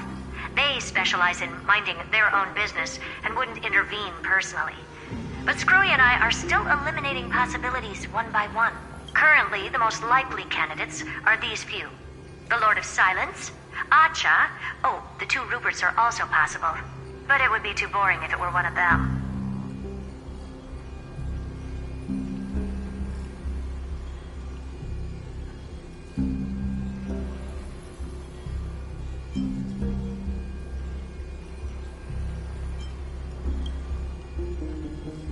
That's all I have to say. We'll depend on you to continue pushing things forward within this world. Keep in touch regularly. And remember, don't let your guard down. Madame Herta is a real whirlwind. Well then, let's use the banquet Aglaya mentioned as our next starting point. Ceridra's trusted followers should all be present at that time. It'll be a good opportunity to get closer to them. It's settled then. With our great teamwork, we'll be able to deal with anything that comes our way. It's been a long day. We should get some rest now. Yes, let's get ready for the banquet.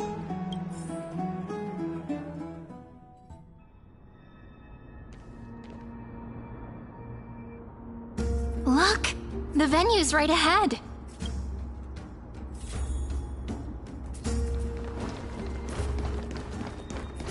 And I can even hear singing. It feels so romantic.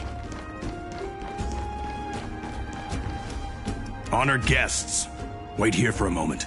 You must surrender any personal belongings you have on you before entering the venue. This hero always brings down the vibe whenever he shows up. The Imperator's elevated position means she must always remain meticulous and careful.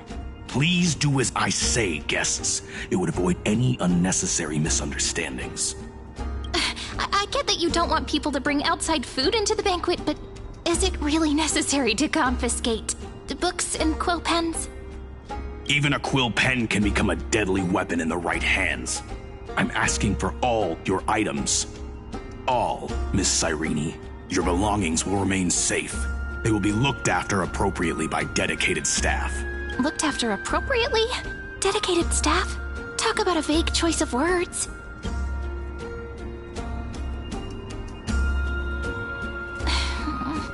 It seems like he's aiming specifically for the chronocognitive anchor. What should we do?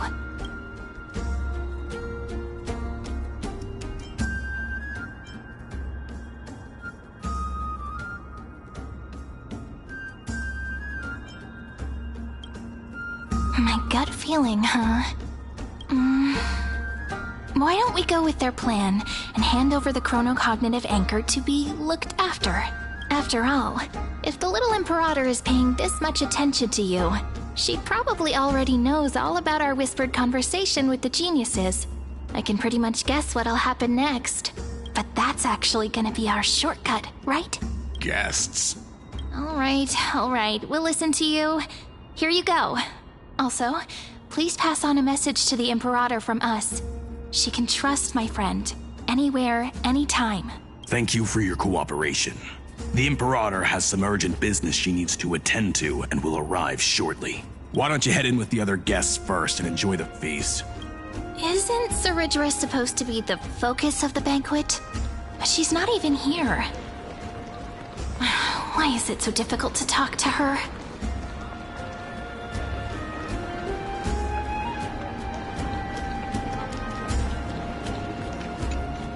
Aggie, if you can't get used to the honey brew, we will go ask for a pot and cook some oatmeal for you. No need for that. This banquet is just too loud. And nothing and no one here is interesting. I just don't really want to be here. Lies! You were pretty energized when you came back from the bath chamber. Let me guess. Are you worrying about someone? About High Sealins? Or Little Cypher? You take everything too seriously. At this rate, life's gonna be real tough for you later on. You're the least qualified to lecture me about that, teacher.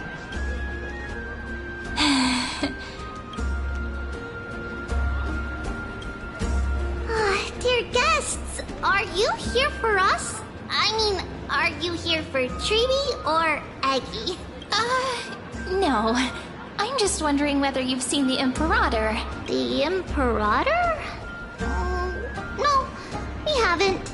Our sovereign has always acted however she pleases. Though she gave us ranks, she'd never tell anyone her whereabouts. Perhaps the only thing she tolerates are chess pieces. And the sky reflected upon her crown. I see. Why do you two look so distressed? That's not what the Deliverer should look like. Why don't we have a toast? While we still have time for pleasure. Here. To the destinies and sacrifices of the next millennium. Then we will toast to the tomorrow that will set fate free!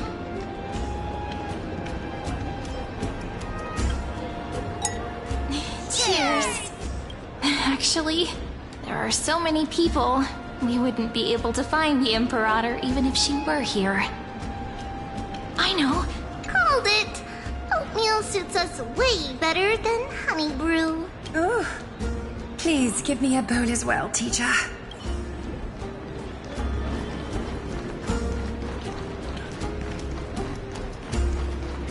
Show off some moves.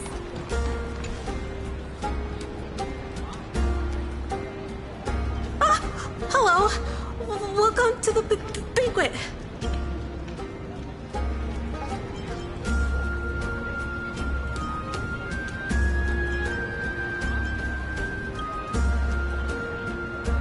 Ah, so the Deliverer is attending this event, as expected.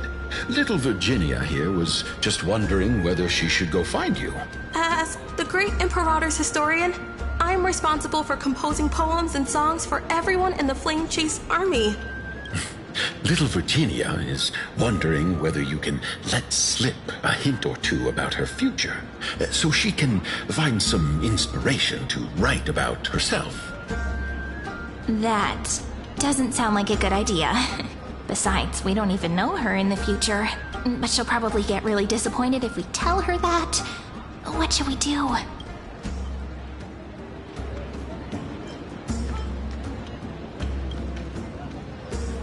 Alright, I got it. We can't reveal too much, but I think it wouldn't hurt to start your poem with the future. Maybe use something like, with hope, I write down the tale of tomorrow for myself. Silently waiting, day after day, to... Oh, that's exactly what I'm after. Thank you so much. I feel like I can actually finish composing the heroic saga of Flame Chase once we end this campaign.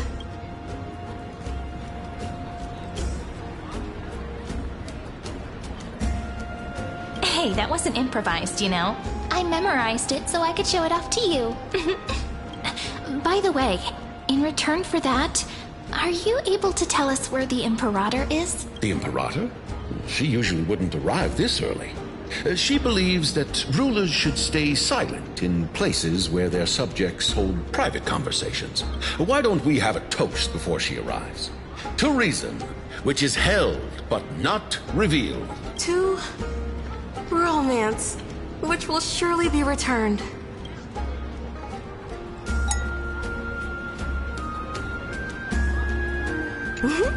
What a romantic conclusion. Let me have a few jars of honey brew as a treat. Oh, now, don't drink too much.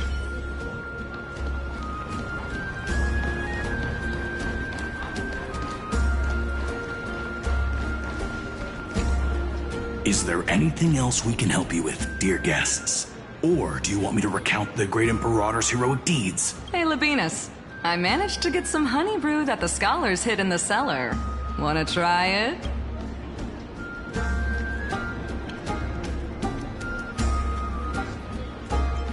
This banquet has a never-ending flow of honey brew. You're welcome to try it, and see whether our drinks are as good as those from beyond the sky. Thank you for the offer, but we're more interested in knowing when the Imperator will be back. The Imperator? Who knows? Maybe she's hiding somewhere, thinking up weird ideas again. If you ask me, She's never treated us soldiers properly. Hey, I can't pretend I didn't hear that, Seneca. Either retract your statement or duel me. Fine by me. Attendant, bring us 10 more jars of honey brew. I'm gonna make sure he can't even stand straight by the end of this. You wish. Be careful you don't get drunk first. Gray fry. A little sea hare. Please come over and share the delicacies of the deep sea with me. What do you think the world beyond the sky looks like? If you're curious, just go ask those 2 deliverers. Maybe not. They're from the sky. What if they can summon thunder like Aquila?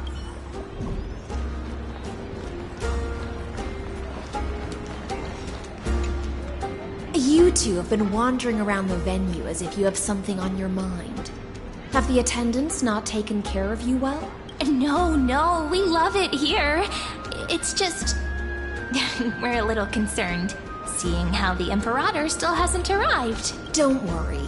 I know what you've been waiting for. Come, sit with me for a while, will you? I'd like to share a personal secret with you.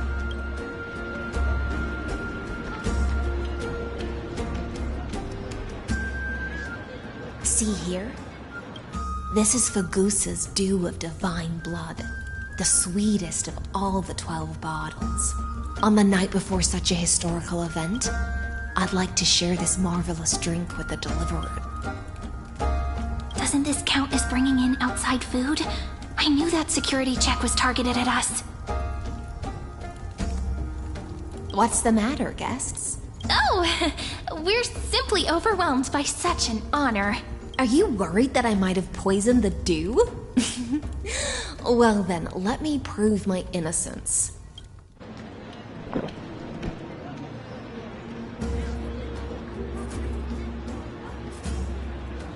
See?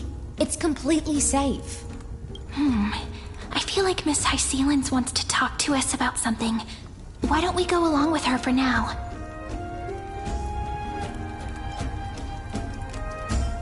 Worry not. Honeydew's not alcohol.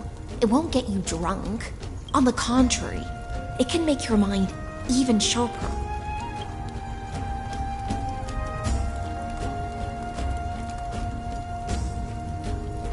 Please, have a taste. Would you like some too, little sea air? I can drink it myself. How is it? Sweet enough? Calm at times, tempestuous at others. That's the taste of the ocean. It'll do you good to understand Fagusa's fickleness before we set off to face their waves. Just like how you're about to understand the secrets within this dew. Now, please turn around. Very, very quietly. Don't make a single noise.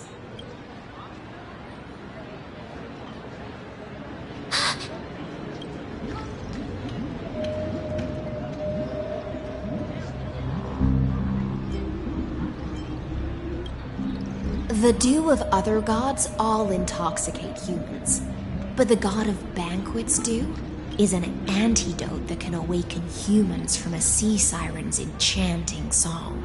Since the start of this banquet, all the guests have been under the spell of my song. None of them can see the Imperator and that Amphoreus, but you two, I wish for you to see the truth. Is this also what the Imperator wants? This is my personal request. I can't bring myself to trust that Amphoreus. The Flame Chase army changed after he descended with Orynyx's divination and brought the prophecy of the stars to Akama. His seductive whispers harbor something malicious within and will ensnare those of us blinded by ambition. You are the deliverers of the prophecy and know about him far more than I do. Perhaps only you can find traces of the truth from his actions and words. Then we can show the Imperator the right path forward. But isn't this acting behind her back? Amphoreus has become far too weak. Even heroic actions protecting her from harm must be conducted under the water's surface. I am the the Imperator's blade, and I must clear the way for her while remaining concealed in the torrents.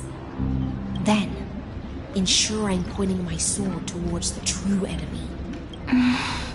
Can you promise me something, Miss Hysealans? Ask away. My friend has in fact come here to stop that villain's evil scheme. Our goals are aligned, but as to the decision the Imperator must make, she has no wish to transgress her authority. We just want to tell her everything we know. I believe the Imperator will be able to tell right from wrong.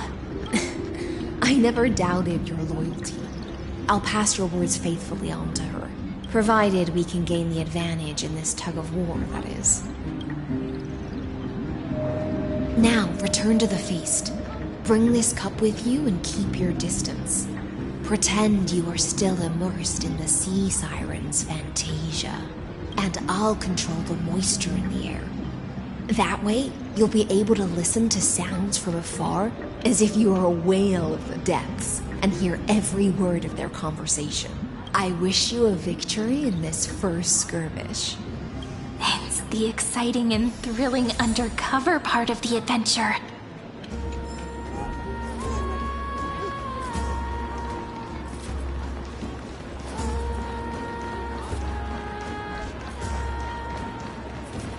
Called it!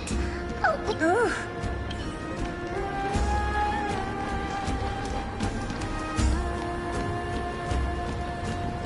Let's mingle in the crowds here. Relax.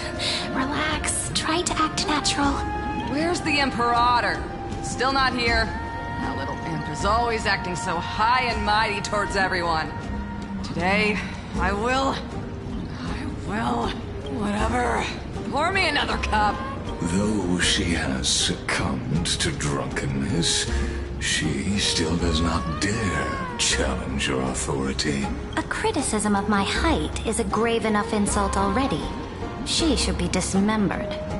Do you often test the loyalty of your subjects like this? You jest. The Imperator does not need blind loyalty.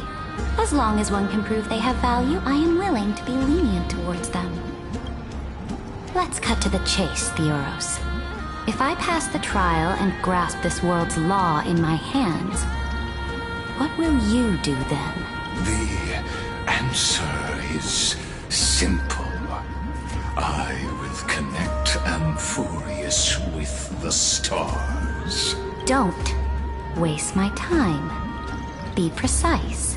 Be specific. I won't ask a second time. Allow me to adjust my statement.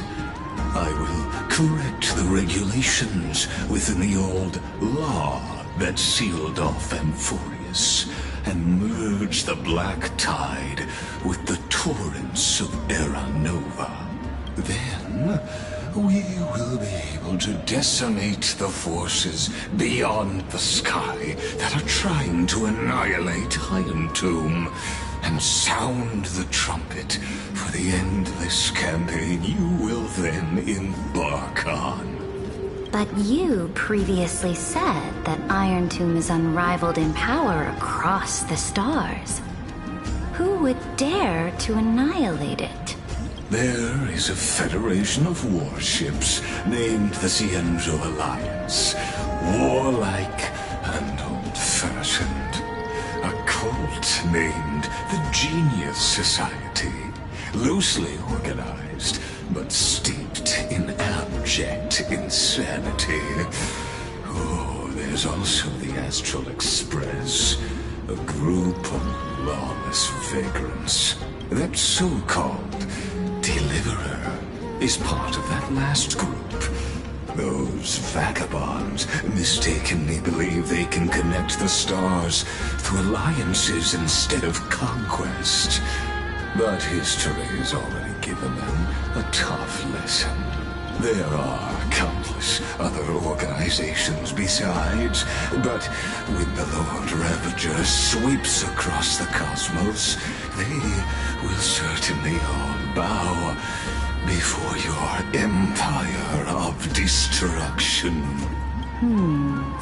The Achaemen Alliance? is invincible! If those civilizations are not as feeble as you describe, then they may still have some value in testing the quality of my blade. That being said, even the smallest and weakest city-states should build an obelisk to the Imperator, so that their people can constantly recall the glory of her conquests. Walk a little longer with me, Theoros. I don't like how this is going. Our little Imperator seems fascinated by the destruction. Grey Fry, little sea hare. It seems like they're still talking. Get closer. I'll keep carrying their voices to you.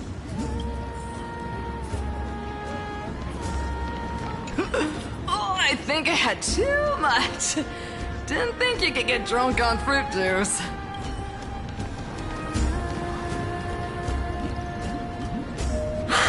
What a difficult situation. No matter how we position our forces, this battle against Fagusa will result in many casualties. That's not something you or I should consider. The Imperator has already placed the chess pieces. We just need to fight for her until our last breath. How astonishing. The commanders under you have such different personalities, yet they share the same loyalty. He's looking this way. Quick, do something and pretend we can't see them.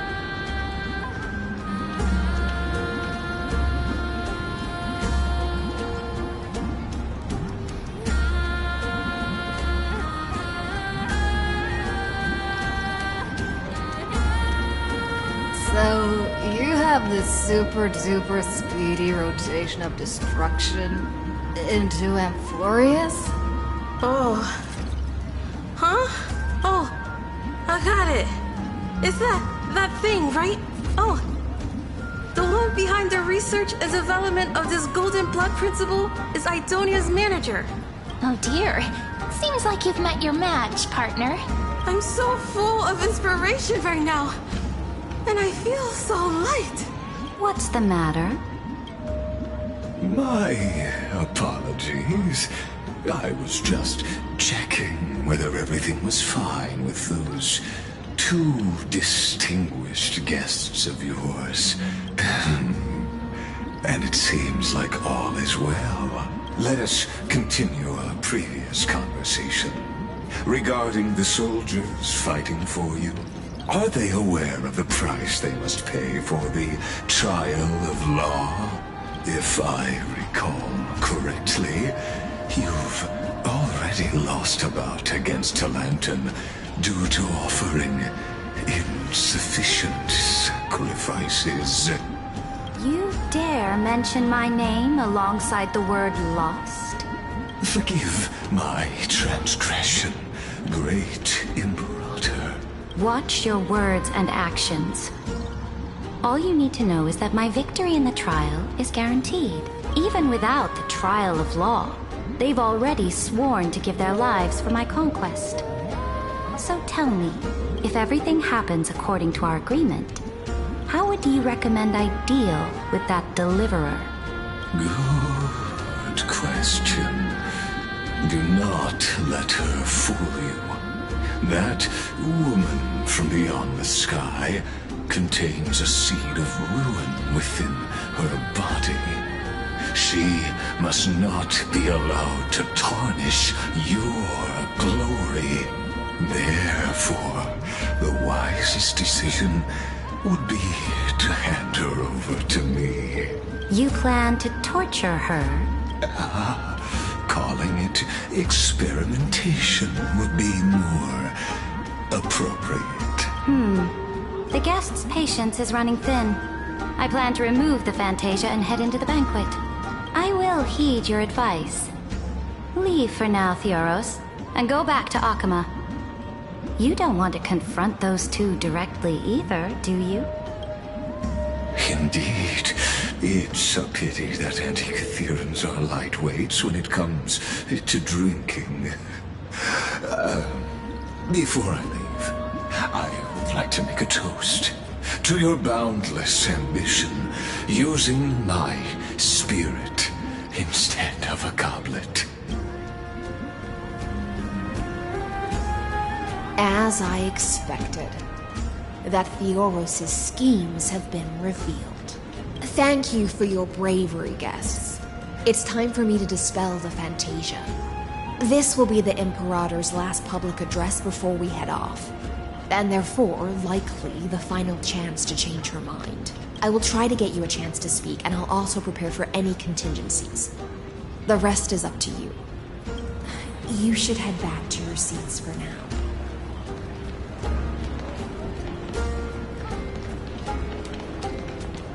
I will try to get you a chance to speak, and I'll also prepare for any contingencies.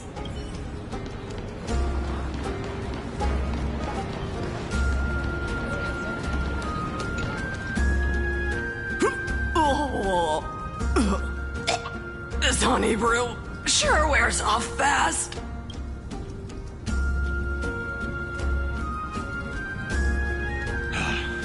The Imperator! The Imperator has arrived!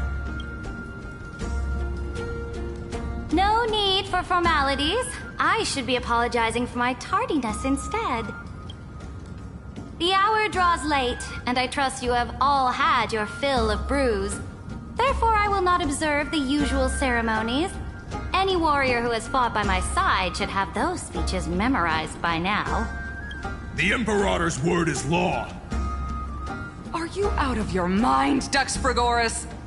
The Imperator hates flattery most of all.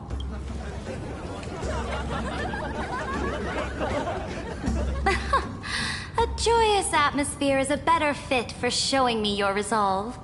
I believe that you, my dukes, will do all you can to assist in the campaign against Fagusa, just as you always have.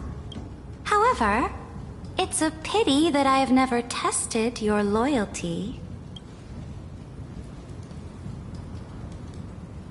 What does she mean? The purpose of tonight's banquet is not to raise our morale, but to establish which allies our alliance can actually trust, and sever the heads of the traitors as a toast to all before we march. Yes, some among us have discarded their vows in order to foment vile conspiracies. Now listen! These traitors are standing right here in broad daylight.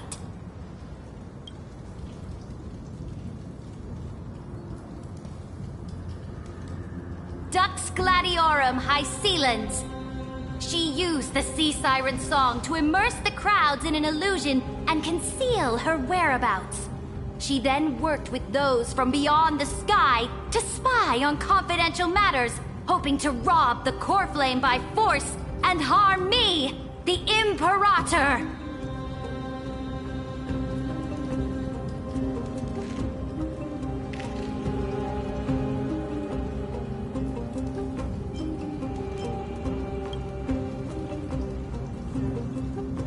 Imperator, I can explain.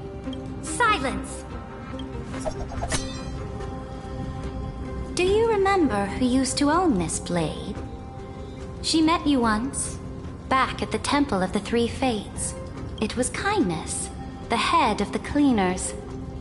She was the first to draw a blade against the Imperator, and personally made herself an example for my enemies. Under the shade of the olive groves, the people of Akama said they would never bow to me. In the frozen, lethal fog, the people of Idonia said they would never bow to me. At the beginning of the myriad paths, the people of Yanisopolis said they would never bow to me. But now, they all lie silent. They now fear me as they fear the law. For I am Saridra, and I am the Imperator. If you have any last words, say them to the Imperator. Then, face her judgment. After I cross this river, it will be a tragedy for mankind. But if I do not cross, then it will be the end of me.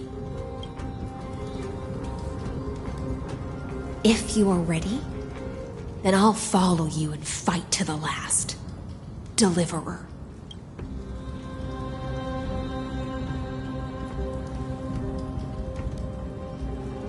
That's right, friend.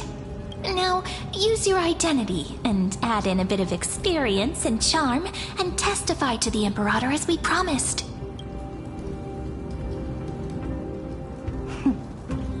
You think you can slay a king using your words instead of a sword? I'll have it. Show me the weight of rhetoric from beyond the sky. Will it weigh heavier than 3 human lives?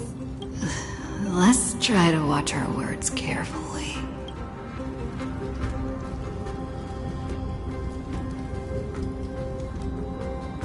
Before I arrived in this world, the Chrysos heir of world-bearing was a young man with the pseudonym of Finan.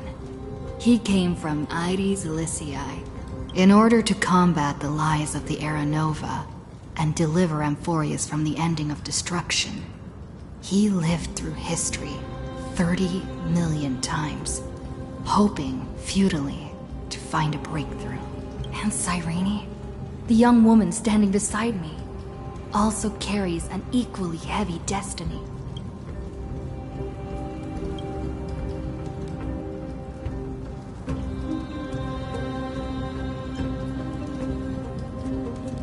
Iron Tomb is the ultimate end of Amphoreus' destiny. It is an embodiment of pure horror that walks the path of destruction and can never be tamed. That is the only thing Lycus cares about. As for Amphoreus, pure glory and campaigns, he doesn't care about any of those. He will most certainly betray you. When that time comes, all of us will be ground to dust by the destruction.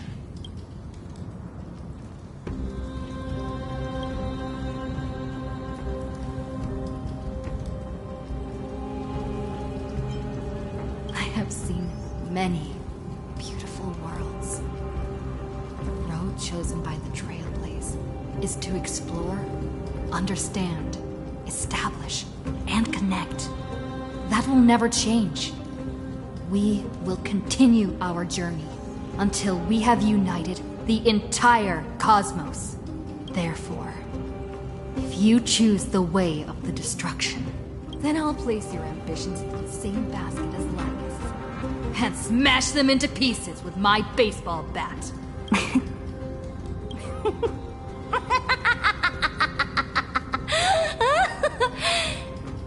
That was truly a chaotic speech.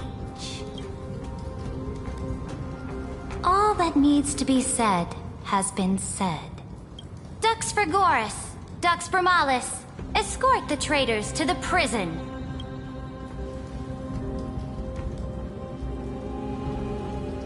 Before the next entry hour, I will give them an end befitting of their betrayal.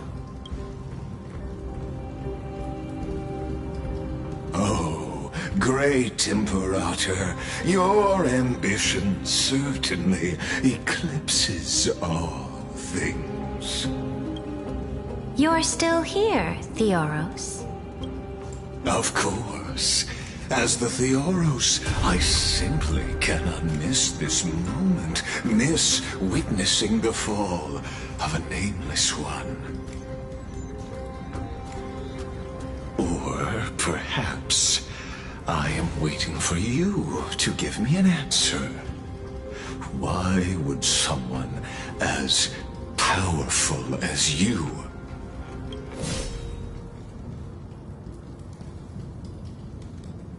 use such a clumsy excuse as imprisonment to ensure the Deliverer's safety? So you finally tossed aside your act. I must point out that you are just as impressive an actor. This banquet was always going to be a game of chess. where you would try to control both sides and turn both them and me into your pawns. That's right. That little Imperator never trusted anyone. She was always trying to see which side had more sincerity. All right, we'll listen to you. Here you go. Also, please pass on a message to the Imperator from us. She can trust my friend, anywhere, anytime. But as to the decision the Imperator must make, he has no wish to transgress her authority. We just want to tell her everything we know. Now, use your identity and add in a bit of experience and charm and testify to the Imperator as we promised. And we won. Sincerity will always remain the greatest shortcut to people's hearts. I can toss your words right back at you like Kyrgyz. Why would someone as powerful as you pretend to be a mortal and kneel before me? Unless you enjoy giving flattery and prostrating yourself. You are mistaken. I am only trying to ensure the experiment's autonomy, meticulousness, and perfection, thus avoiding any unexpected outcomes. A forceful intervention will only create larger errors, reduce efficiency, and introduce ugliness. How had you fulfilled your promise of giving the law to me and completing the Era Nova, then Amphoreus would not have deviated from destiny's course. Oh, but you broke your promise. What a pity. In that case, I must carry out my duty as the administrator and eradicate all factors steering the experiment out of control. Factors such as you and her. Careful. Careful. What was that voice? Was it Orynyx? I found you. I finally found you. Be careful. This land will face disaster.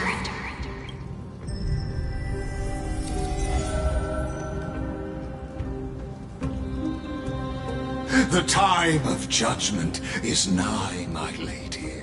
The prison I have built for you is now complete.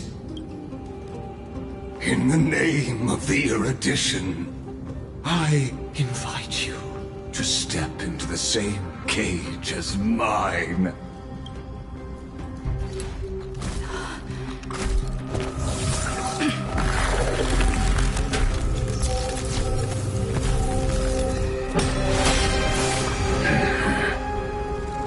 What's the meaning of this, Imperator? I did not permit you to act. A ruler is the only one who can decide their subject's destiny. But, great Imperator, what judges destiny is not the ruler, but gods. Don't forget, my realm only allows for the existence of humanity. Moreover, dealing out extrajudicial punishment equates to defying the law, and the culprit is to be sentenced to death. But you have seen how I can erase life from this world with just a clap of my hands.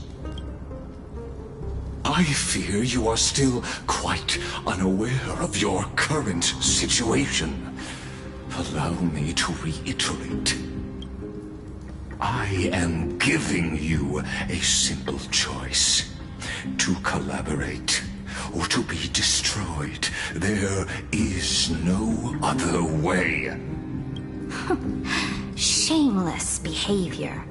If that were true, you would have killed me long ago. You, in fact, cannot kill me. I guessed it the first time I beheaded you. Because of the law, you cannot be completely destroyed. And the same is true of the Chrysos heirs. The more you bluff now, the more you are proving that conjecture to be true. What magnificent foresight. I once regarded this precious quality of yours as a sure sign of my ultimate victory.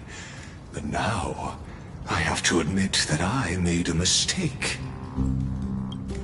Yet, as a mere mortal, how will you contend against the Theoros?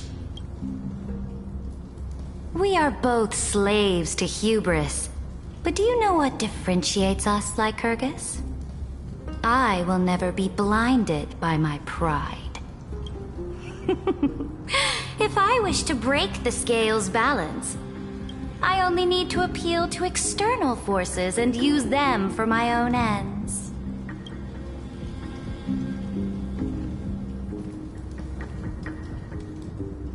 Finally, we get to meet face to face, Senior Society member. I offer sincere acknowledgments for your many past achievements, but I must deeply regret your current perspective.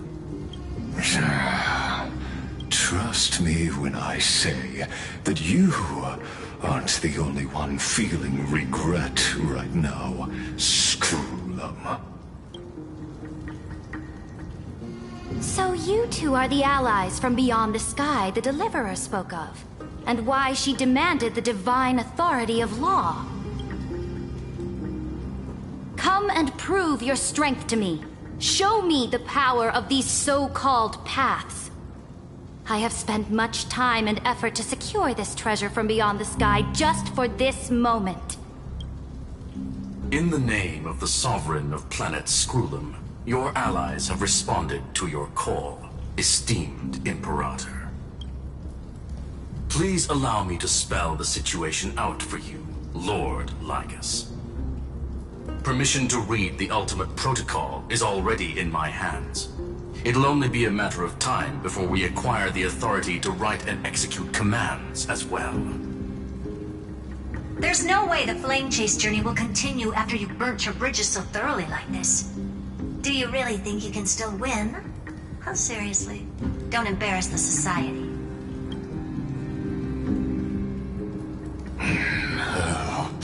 I understand that a near zero possibility does not equate to zero. That argument is very persuasive to me. Which means the same principle also applies to you, my dear peers. You will never be a match for me in a world constructed through Catorzane algebraic expressions. And as for Era Nova, why don't you entertain this possibility? What if I reduced Akama to rubble and ground her people into minced meat?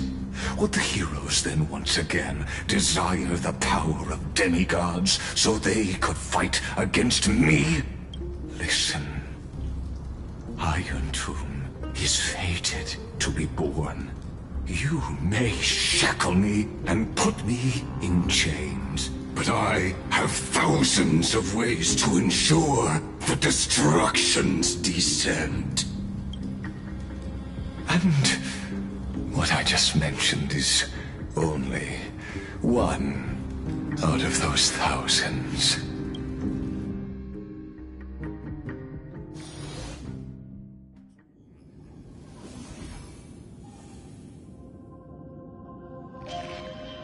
This is the place outside the legends? This doesn't feel the same as before. How should I get back? Warning! Warning! Warning! Warning! Warning! Warning! Command... isolation? Since we parted ways last time, I have modified the exomyth into an audience area exclusive to you. Now, you'll be able to silently wait here for the final act of Amphoreus to begin.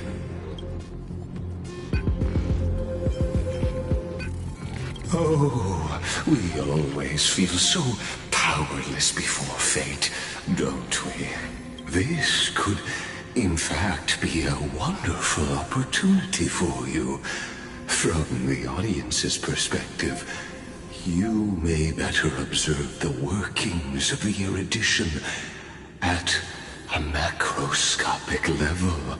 In this place where time flows far slower than within Amphoreus, you will witness the end of that world's saga.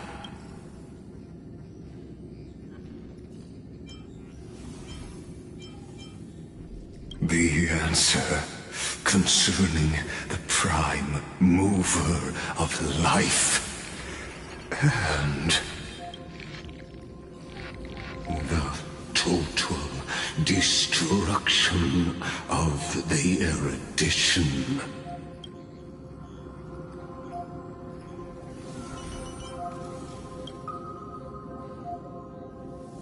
Do you see me as their faithful disciple? I am certainly not. I have tried so hard to ensure Iron Tomb's birth, just so that I can correct the error named erudition that humanity crafted with their own hands. Oh, how I yearn to return to those days before Nous was born. Back then, the boundaries of knowledge were like the starry skies, evoking feelings of longing and delight among humankind. But now, truth has become the sacrificial offering required to gain an audience with them. And the geniuses would say that Nous already knew. That arrogant Eon was born from the primal mobile of humans' desire for knowledge. Yet, they themselves sealed off humanity's capacity to seek enlightenment. I am simply cutting down a tree of doom that we planted ourselves. I must admit that the process of answering your questions has reminded me of the happy days of learning in my youth. However, it is a pity that my true form must now descend into Amphoreus to deal with the accident that arose because of you. But you won't have to wait long. When the curtain falls, you'll surely understand mine and Amphoreus's ardent wish. Where time flows slower than within Amphoreus? If Ligus spoke the truth, then I don't have much time left. But how can I get out of here? Can you hear me? Little one! Is that Herta's voice? Warning! Warning! Warning! Hurry up! Put some speed into it! I can't keep this up for much longer!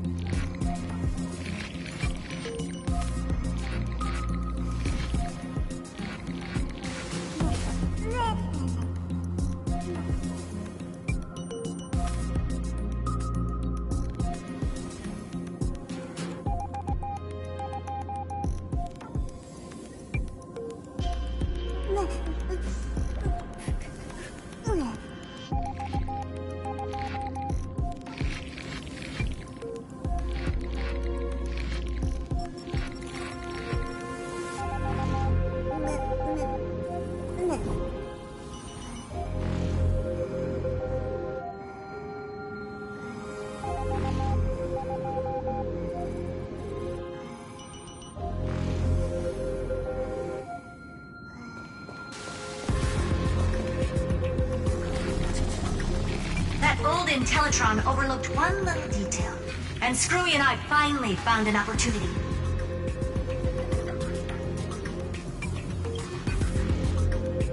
Let's keep it short.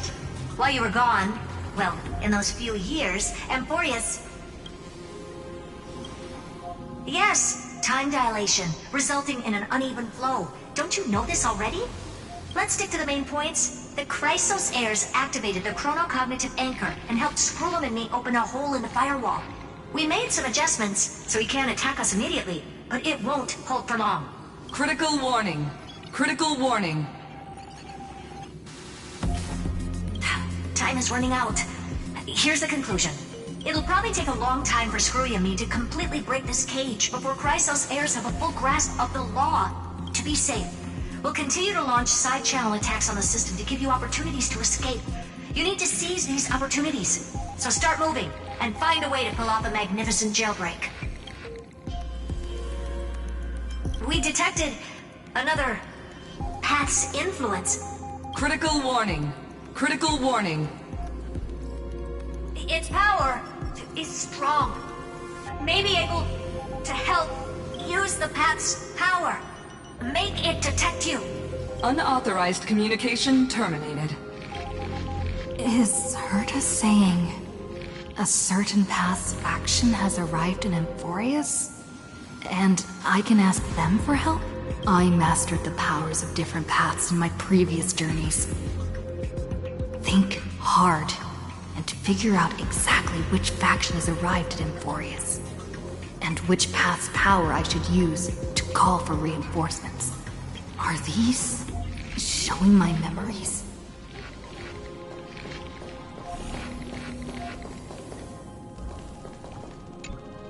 With the Stellaron in my body, I woke up at the Herta space station and gained the power of the destruction. A world that'll give rise to a Lord Ravager would definitely draw the attention of the destruction. The Stellaron in my belly is gonna be super useful. But what if I end up pulling in the Antimatter Legion? Or the Annihilation Gang? Can they really help?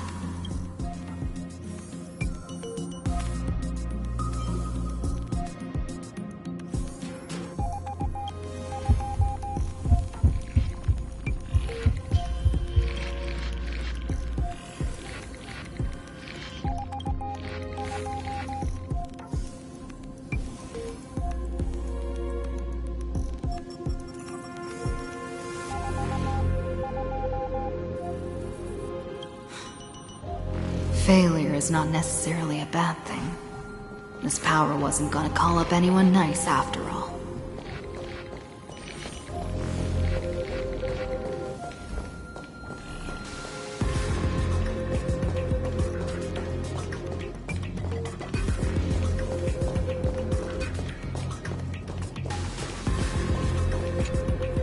I obtained the flaming lance left by the architects, and gained the power of the preservation in Belobog. That's right! No matter how far away a planet is, the IPC is guaranteed to pay attention, as long as there's a business opportunity. Isn't Amphoreus a pristine and untapped market? Besides, even if I can't call up my friends from the IPC, the architects and the nomadic miners should be able to help too. There are definitely cities and ores in this world.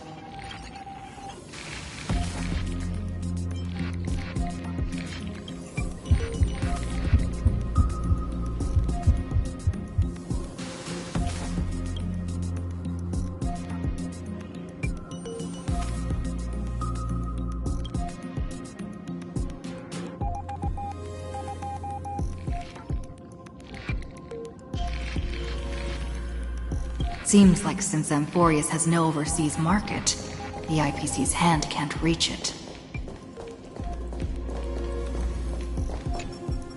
I received the Watchmaker's hat in Penacony, and declared war against the Order. Then gained the power of the Harmony. That's right! The benevolent family must still remember me for saving them. Their music echoes throughout the stars, and they'll definitely want to help. Come, dear hat. I've put you aside for quite a few chapters already. Sing with Clocky. The world is in harmony and the stars shine bright.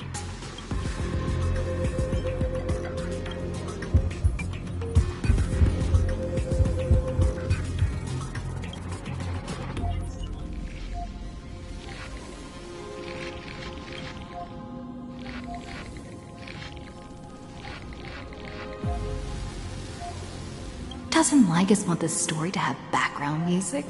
He has such terrible taste.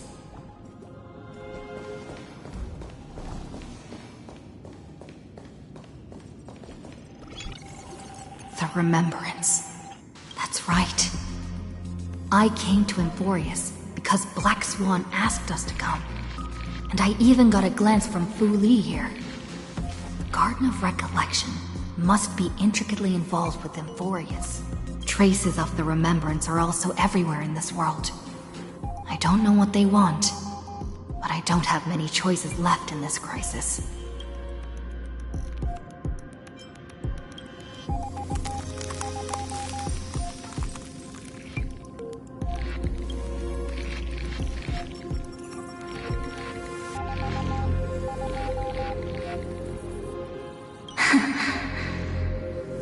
I finally found you.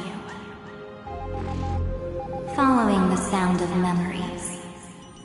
A pathstrider walking both the Remembrance and the Trailblaze.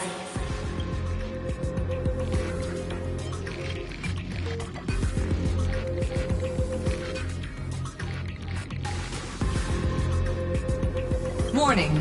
Warning! Warning! Erudition's prison cannot stop us, for we lie outside the logic of zeros and ones. Come, leave the cage of Logos. The mythos of Amphoreus waits for you to continue its story.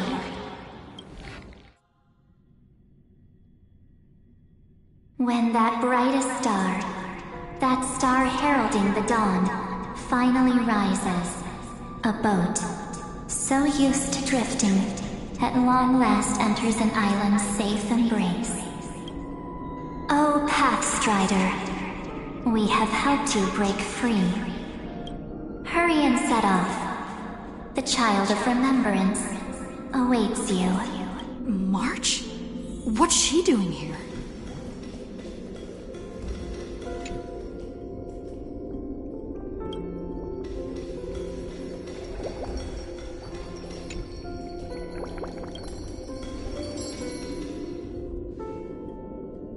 You're finally here! We haven't seen each other for such a long, long time. My good buddy, I've really, really missed you.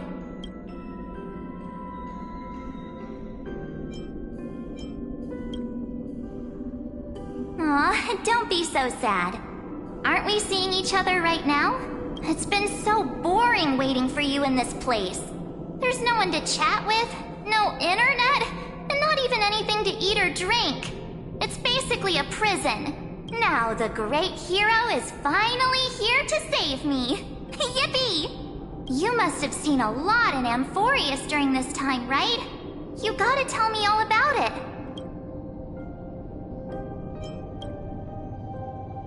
I'm all good. Look at how fit and active I am. But let's get out of this spooky place first. This is not a good spot for a reunion chat. Why don't you take me back to reality? A strange voice told me that I can enter Amphoreus if I keep following this road. So, let's head off. I still don't know what that world even looks like. Why does March feel so weird? What are you standing around for? Do you actually like this place? Get moving. Hurry! This door should be the exit. Maybe my instincts are wrong. Let's follow her first. Are you okay? You haven't said anything for a while. Has it been so long that you're still missing me? There's no time to waste, though.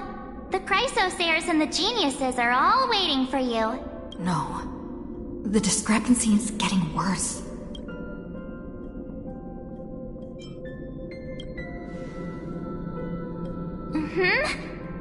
No, No, he's not. Maybe I just happened to miss him. Never mind. Don Hung's super reliable. We don't need to worry about him. He's probably waiting for us somewhere. All hail and hearty. No. The geniuses would have made sure that Don Hung made it back on the Express. Besides, the March I know wouldn't be so dismissive about her companions. Huh? Isn't Amphoreus the world of the Chrysos heirs and their hero's journey? I could figure that out in an instant. But Amphoreus cannot be observed from the outside. She couldn't possibly know about these things unless... Don Hung told her. Something's not right. She's not March 7th. I guess you have something you want to say to me? Then there's no need to feel things out first. With questions. Let's treasure the time we have together and be frank.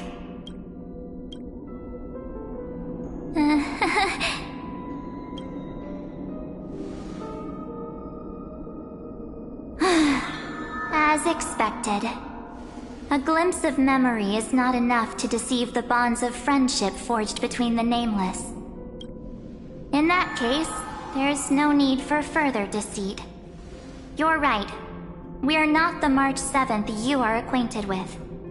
But we can send you back to Amphoreus, as long as you are willing to help us.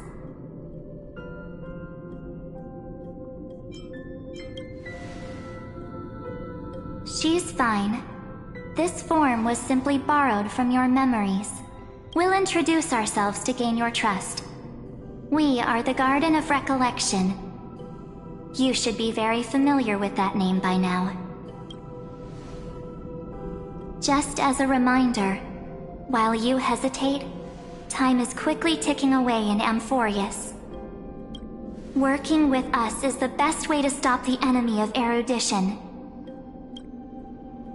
Erudition would treat any results unrelated to the experiment as garbage and throw them out. But we don't work like that. The Remembrance treats all these instances as important materials needed to weave the universe. Besides, this would be child's play for a great hero like you. It won't be hard at all. Also, if your plan fails and the big bad Iron Tomb manages to get out, then the whole cosmos will be in danger. Wouldn't it be better to have an additional failsafe? As long as you help the Garden retrieve what we want, even if Iron Tomb reformats everything in the physical plane, we can use Remembrance to reconstruct the entire world. Or, should we say, the entire universe. So help us. Find where Amphoreus' memory began, and bring it out. The Master of Anosrava has already glanced at you. Don't deny it. That storybook is the best evidence. Say, you aren't seriously gonna be moved by their pretty words, are you? I am the one who commanded those little ones to lead you out of the prison. But I didn't expect to attract little gnats trying to take advantage of the situation.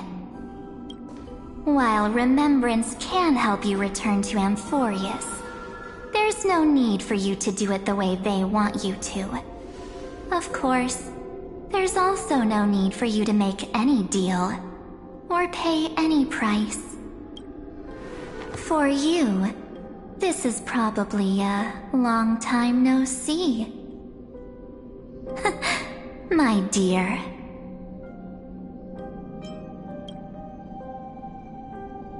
Shh. There's no need to say anything. I know. You have so many questions swirling around in your memories at this moment. And you feel so helpless. Put them aside. For now, all you need to do is trust me. Or do you need more proof? That won't be hard. Wait, stop it! They're away! I'm gonna keep our first photo, alright? It won't come to pass while we're around. And now The statue. Is that Don Hunter's brother? Oh, did you hear that? She just called me, but my future is full of pain. We won't escape from it. Hey, are you sure? Maybe a couple of punches will help to jog your memory.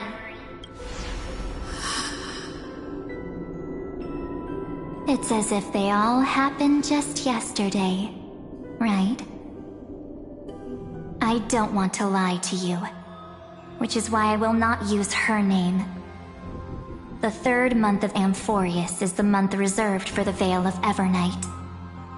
So, place me into your memory using the name Evernight for now. I'm happy to explain more, just not now. We might have a lot of time to ourselves, but Amphoreus does not have that luxury. If we do not stop erudition and destruction, then the journey you've treasured so much will face the prelude to its obliteration. A countdown not in amber eras, but in days, minutes, seconds. So, take this gift, this burning core flame, this footnote of a transaction. It contains hope, and the warmth of the entire world. Ripples of past reverie. She hid this fire in the long river of time, hoping that her wishes would transcend time to reach your hands in the future. Now, take it, and return with it, dear friend. Return to Amphoreus, and overturn the final Era Nova. Witness the time that stood still for the Deliverer, and the resistance that never bowed to the destiny of destruction over the long years that passed in a flash. Then, with this core flame blessed by the remembrance, respond to their hopes and blaze a trail to the future.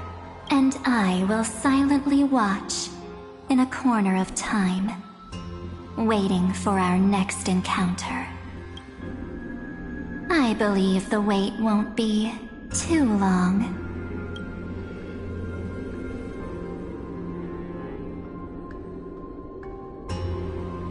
What exactly is happening? Keep going. Keep trailblazing.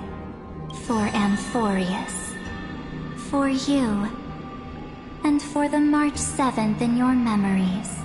Go forth.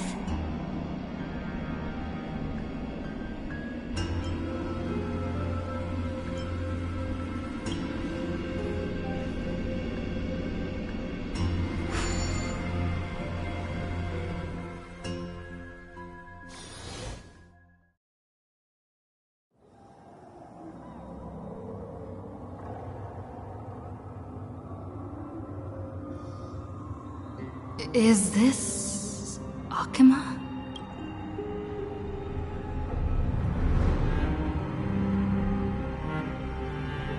No one's here. And the dawn device off.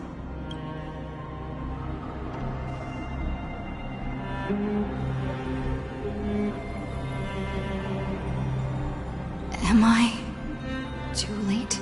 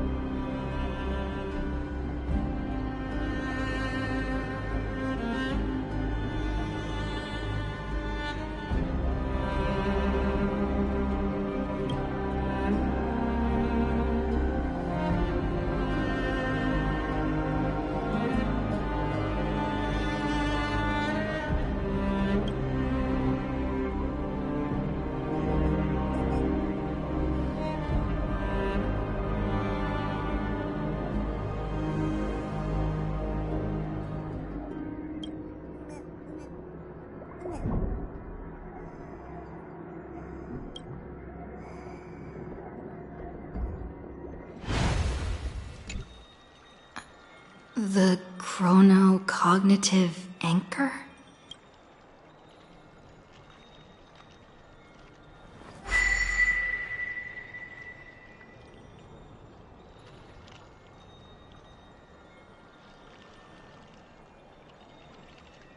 There's so much I wanted to say for our reunion. Yet now that you're back, there's only one thing to say. Welcome back, friend. It's been such a long, long time.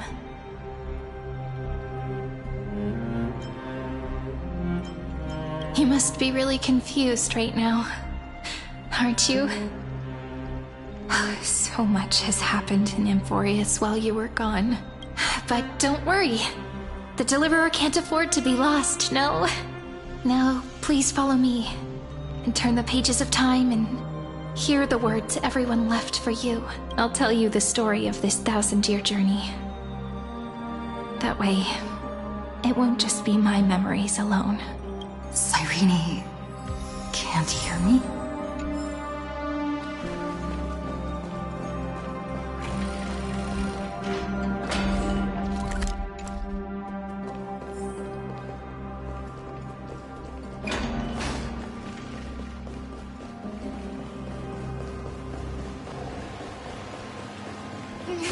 Deja vu. Look, the scenery of the past has resurfaced. Time flies. 200 years have passed since the Deliverer's fall. We had to return 3 core flames of law, romance, and ocean to stop Lygus, but even so, Terravox has fallen. The 2 geniuses vanished without a trace, and Zeridra embraced her fate. At this rate... Era Nova will come, and Amphoreus will fall into the destruction. Oh...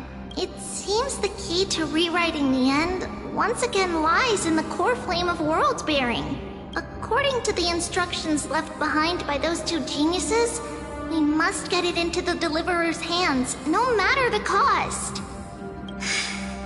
But how? We need to find a way to hide the core flame. And we must buy enough time to keep Lygus at bay. About that, Rini might have some good news. She had that dream again last night, but the Titan's voice was clearer than ever this time. She said, "Pass the flame into the future." Is that a prophecy from Orynyx? She chose to side with humanity this time and hide one of her kin's core flame? It seems Amphoreus' fate isn't sealed just yet. You're right. History has changed. Humans and Titans are both giving their all to keep this world going.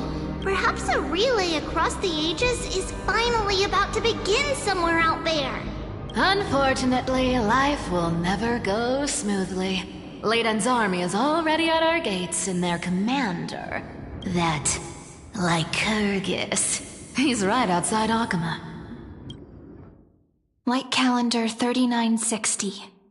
Zeridra, under the pretense of a campaign against Fagusa, sacrificed 500 Chrysos heirs to complete the trial of law.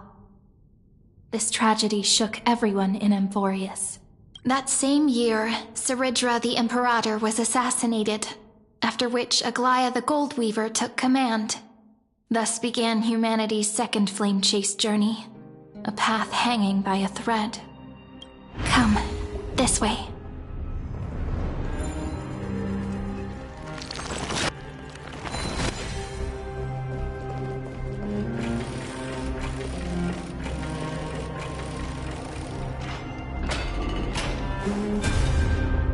The eternal holy city? What part of that eternity ever lived up to its descriptions in poetry?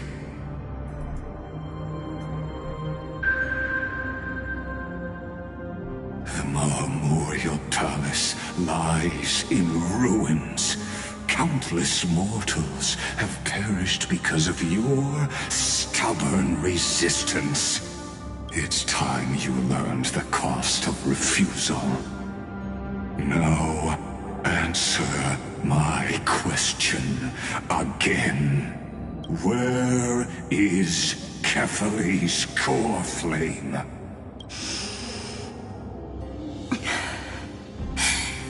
You really think you'll find it by razing the holy city to the ground?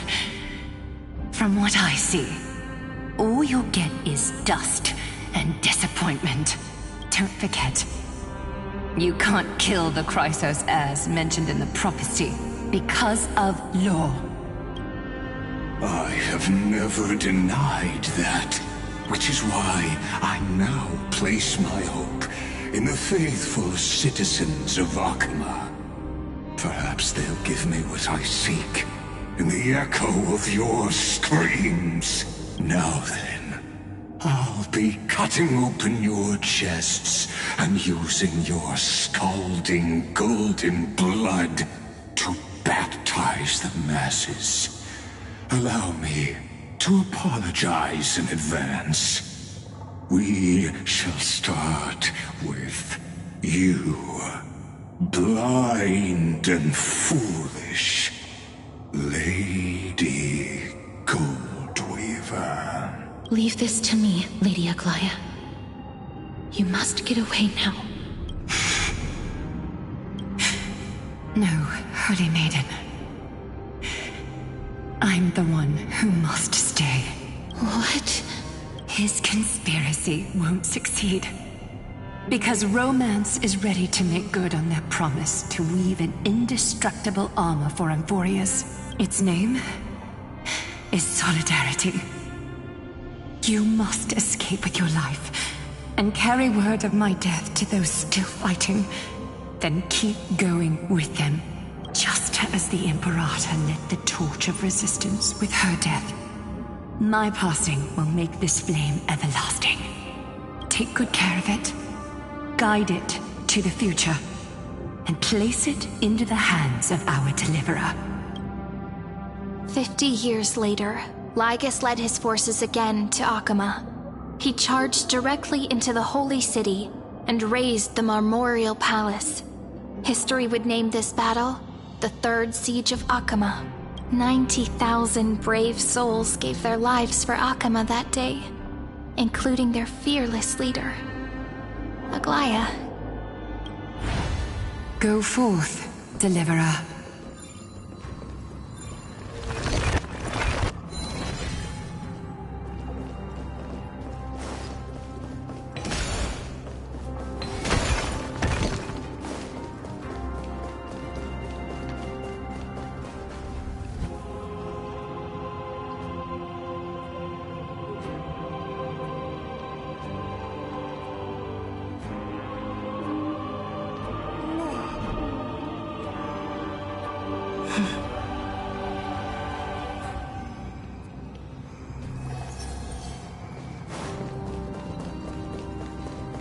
Go. When the frost melts and the snows give way, the flowers will bloom again. You'll find me there. So what you're saying is, Princess Homebuddy is never coming back, is she? She just left, like that. Since Cass has made up her mind, we can't let her resolve be in vain. But between staying in Akima and going to Styxia, what difference does it make when it's death either way? I'm against relocating. With Kephalie's protection, isn't Akima far safer than that dead city? Cass's plan doesn't involve any relocation at all. Huh? Like you said, Akima is humanity's refuge.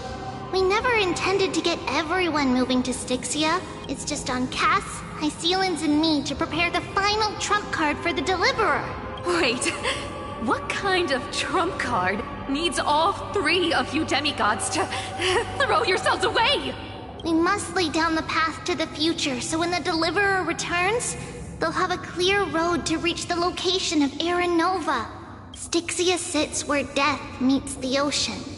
There, with the combined powers of ocean and passage, we can summon a current that leads to the vortex of Genesis, and the demigod of death will forever guard that secret path until she returns. We all know Lygos will set his sights on the vortex of Genesis. That's exactly why we have to do this. Guess I underestimated Idonia's Maiden of War. She's got way more steel than I thought. And Cypher, we need you to head to Castrum Kremnos as soon as possible. By any means necessary, forge an alliance with Strife. The prophesized Crown Prince has already been born. He shall become the new defender of Akama, protecting this land after we leave.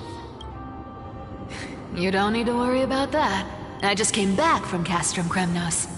Only a step ahead of the news. Treeby, something's flying towards Akama, and it's really fast. What is it? It's a spear! It's the Kremnoans. Their king's already here. With the protection of the demigods Trebios and Cyphera, Akama endured wave after wave of warfare, though just barely. Castorus chose Styxia as the last resort, and completed the trial of death, causing the stagnant waters in the River of Souls to recede.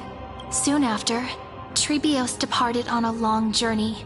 That same year, the Kremnoan king Euripon, along with his son, Prince Midamos, joined the Alliance to safeguard the Holy City in the Battle of Deliverance.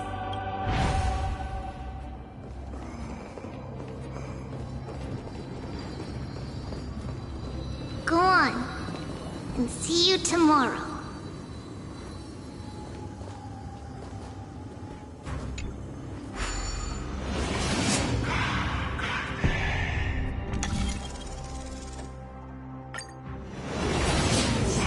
Breaking me apart buys this world even one more second.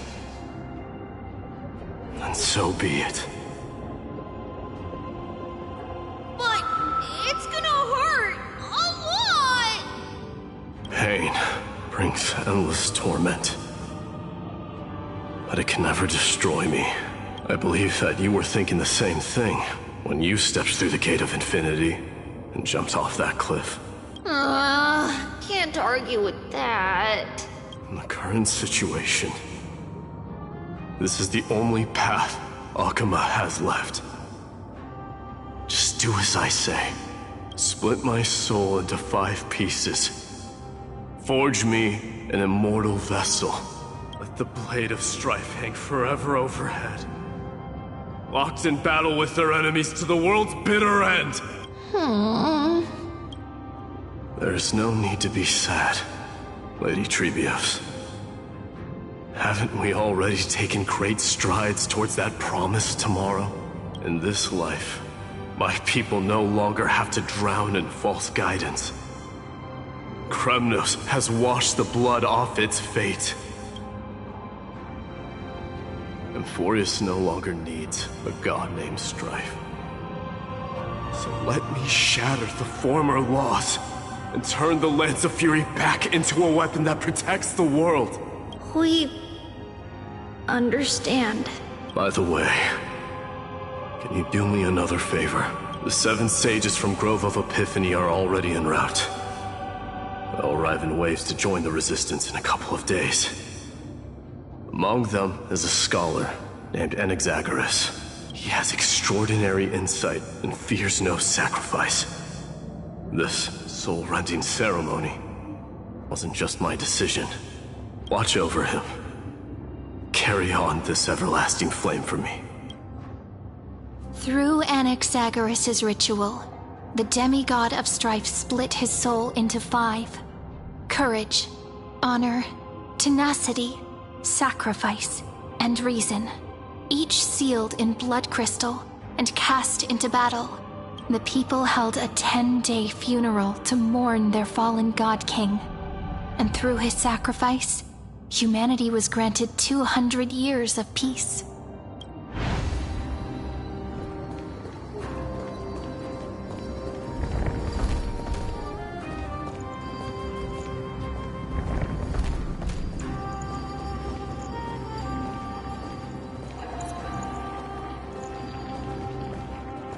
Keep moving forward.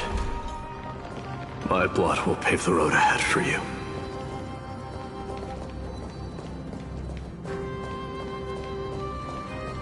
Keep moving forward, little Gray. See you tomorrow.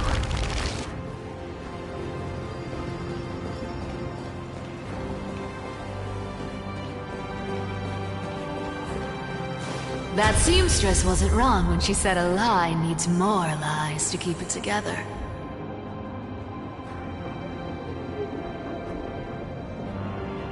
Reason and trickery.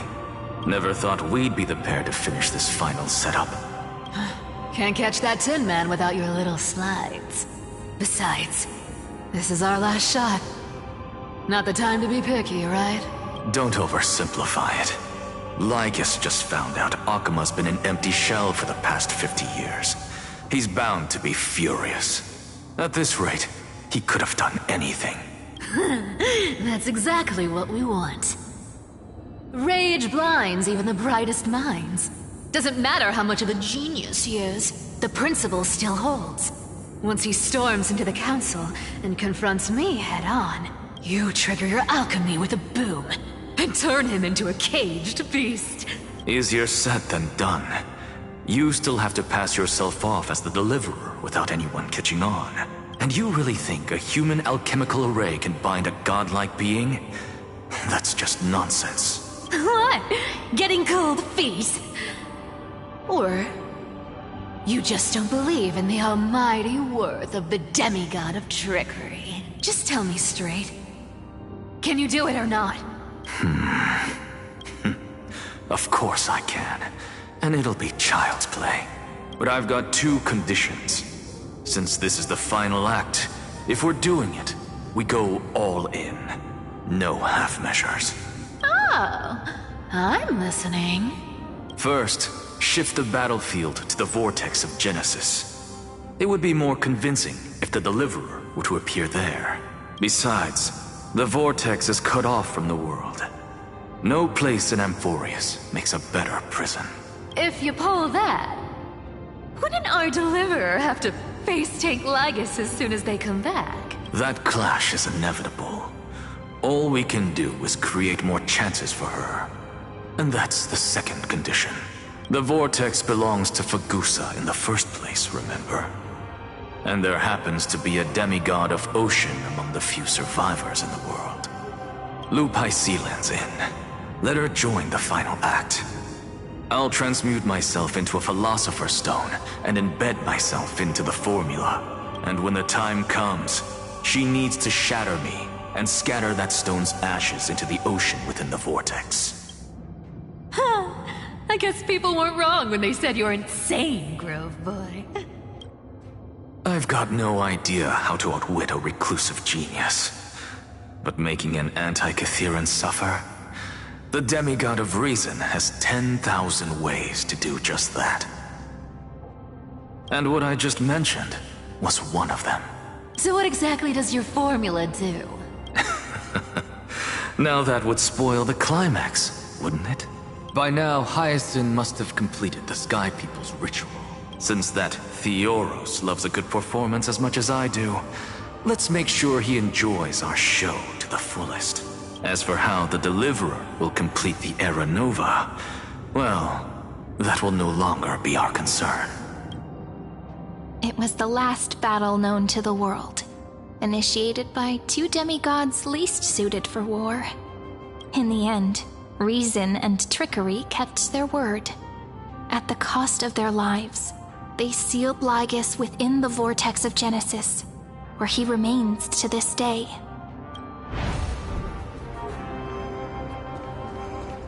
Go forth. Finish the greatness left undone.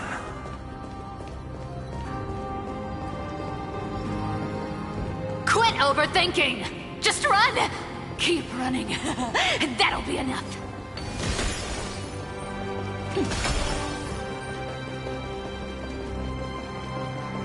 Sairi?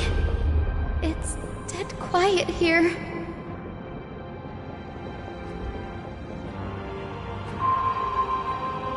Akama will stand eternal. Miss Cypher's lie has crumbled after all.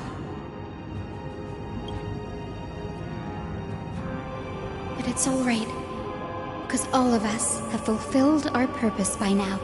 When the Deliverer returns, no matter where she is, sky will turn clear, and a rainbow bridge will rise, carrying her to the final battleground. Sairi, this arduous relay is finally nearing its end. Now, I'm passing the final baton of fate to you, okay? No, that's not quite right. After all, it was you and her who lit the first spark of this journey, wasn't it?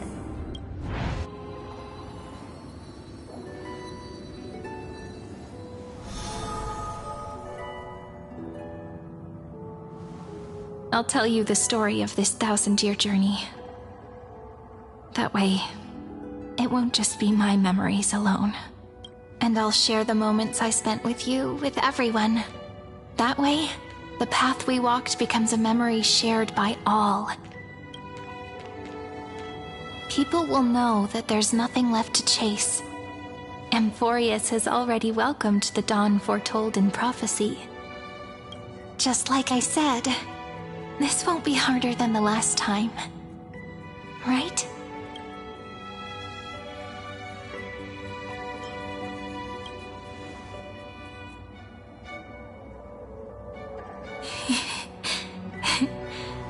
I wonder what kind of expression you're wearing right now. Probably the same as always. Calm, resolute, and brimming with confidence. If I have the chance, I'd love to see it again. Because it's really been far too long since we parted.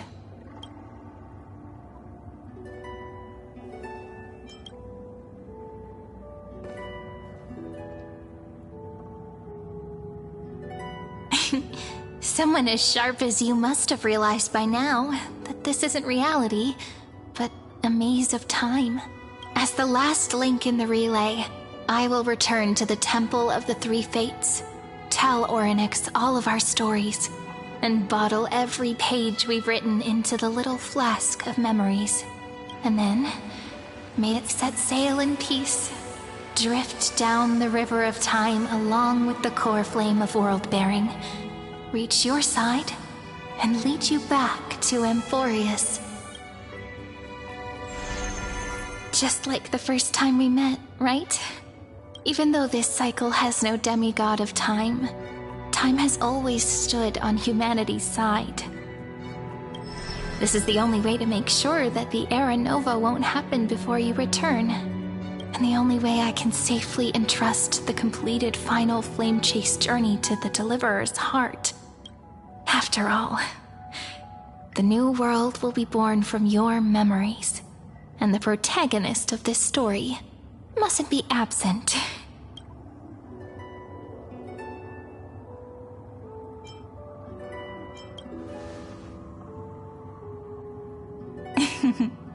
I believe you will never let us down, just like always. Do you remember when Finan sent us back to the beginning? When you and I got separated? But in the end, I returned to you, carrying all that we've been through. That's what memory is. It may wear down and fade in the river of time, but it never truly leaves. When that hidden corner of the heart is stirred, the past returns even more beautiful than before. So don't worry. Let the 33,550,337th Flame Chase journey become part of you too. I've gotten a lot better at it with the experience from the last time. Next, you will head to Styxia and find the Vortex's entrance guarded by the demigod of Ocean, before charging toward the final battlefield.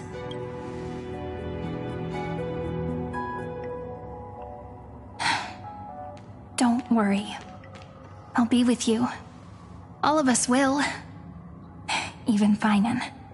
We'll stand with the Deliverer. So say a short goodbye, then set off, just like we promised at the start. Toss away all unnecessary worries and troubles, and bring our smiles and determination into tomorrow.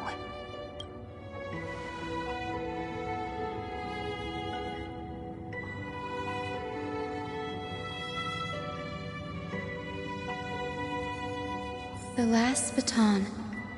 I wonder how long you'll have to wait before passing it on to her. No matter how long it takes, it's okay. Waiting is what I do best. Sayuri, what if you wait and wait, but that hero never arrives? That won't happen. Because I know that no matter how long it takes, she'll definitely return to this place. We can't let her down.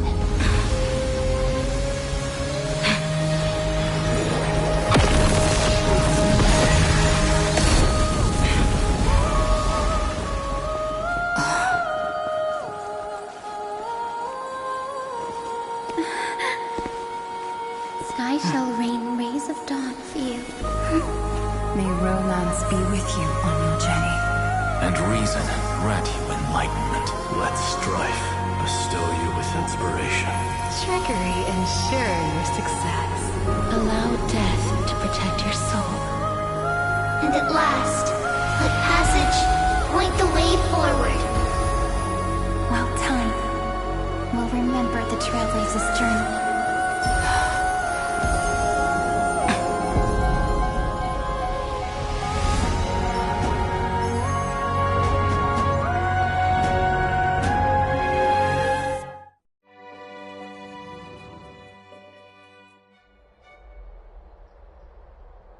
Is this Styxia?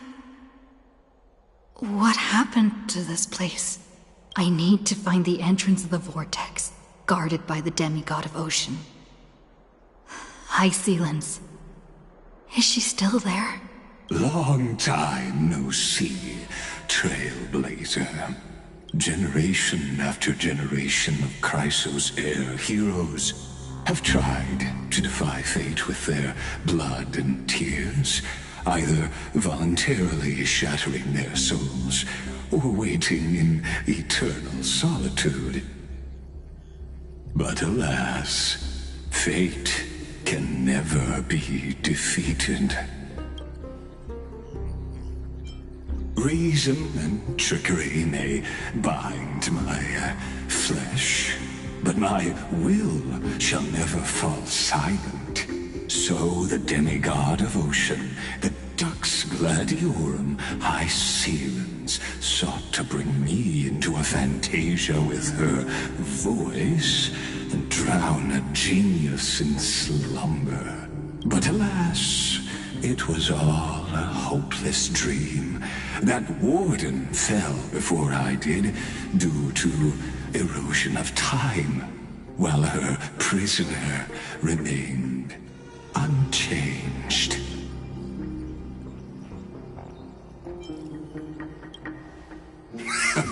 True, I can't leave this place, but what of it? You should have heard of this fable. In a shadowed cave lived a people, imprisoned from childhood, and chained so that their legs and necks are fixed. Behind them is a fire, and before them loomed the stone wall of the cave. The flames cast shadows, while to them, that false play is the whole world. Yes, I'm trapped in the cave, but I know it's all just a fleeting illusion. And now, my deliverer has come to defeat me and save this world that never owed you anything. Oh, you'll need to awaken the singer here and unseal the prison called Vortex of Genesis. You'll be the one to unshackle me and bring the cave crashing down. Of course, I don't mind waiting a little longer. Let me guide you through this next illusion. I hope you'll watch the stories of this Fantasia closely. Logically, the Deliverer must see the world for what it truly is. Emotionally, this memory captures the fate of everyone in Amphoreus better than anything else. Only by feeling it for yourself can you understand my point of view, the meaning of destruction.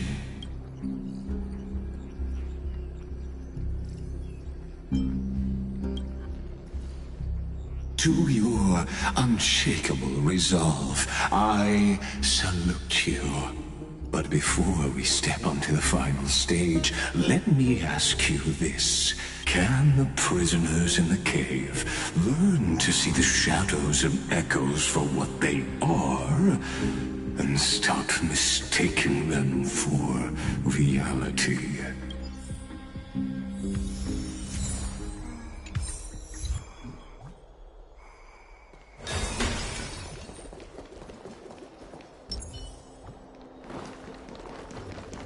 Look, the fire projects the face from her memories. An actress upon the stage of this play.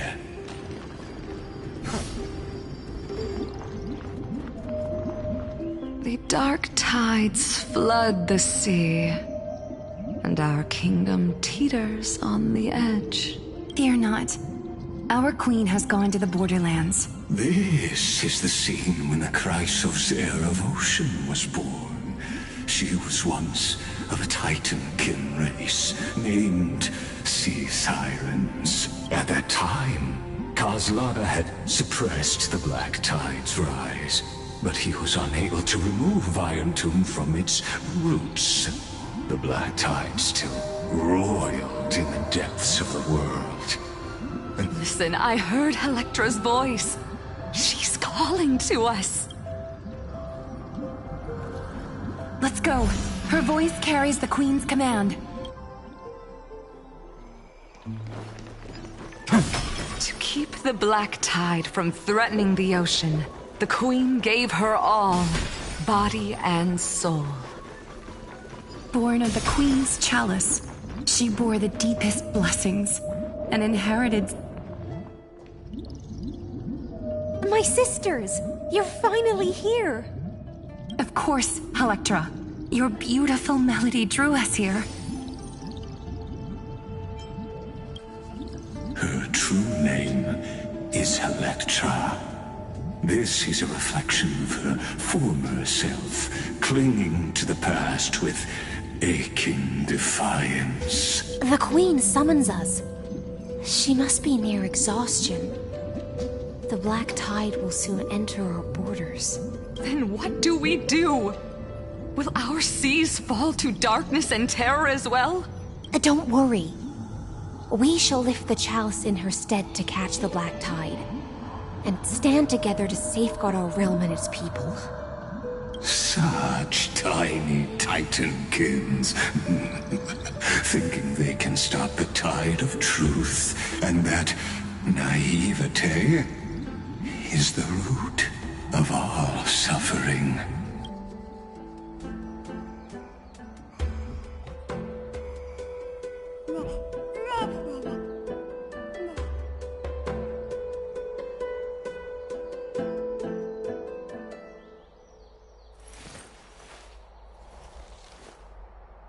My childhood musings, huh?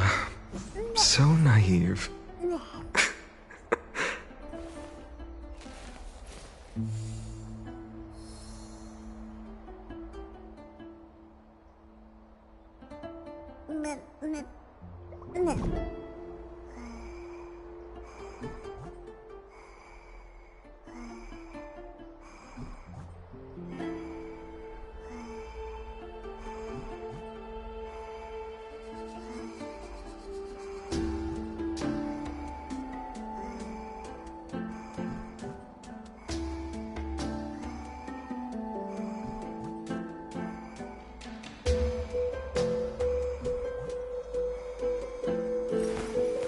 I will walk to the end with all your wills, no matter the cost.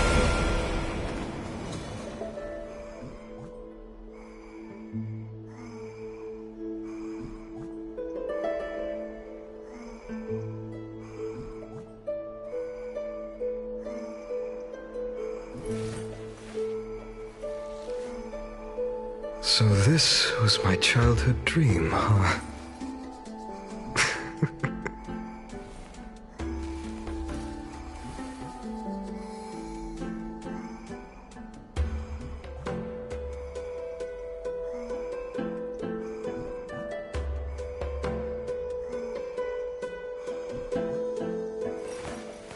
I will walk to the end with all your wills, no matter the cost.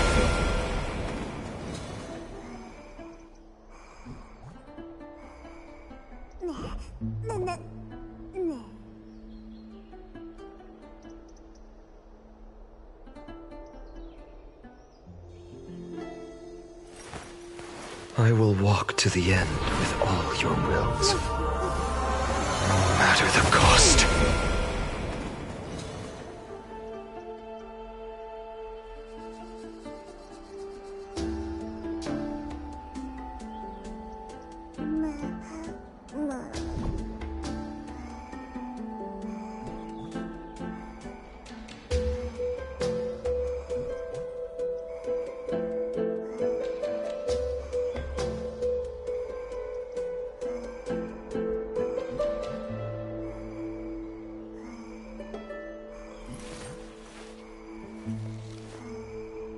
My childhood musings, huh? So naive.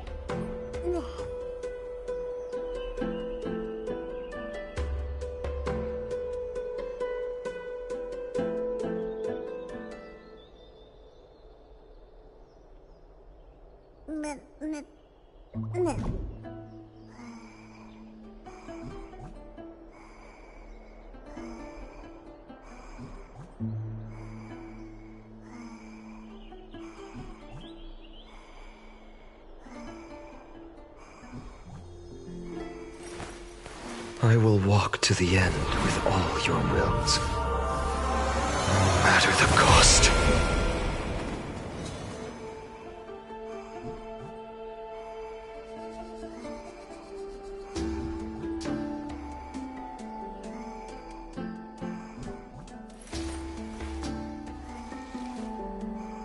So this was my childhood dream, huh?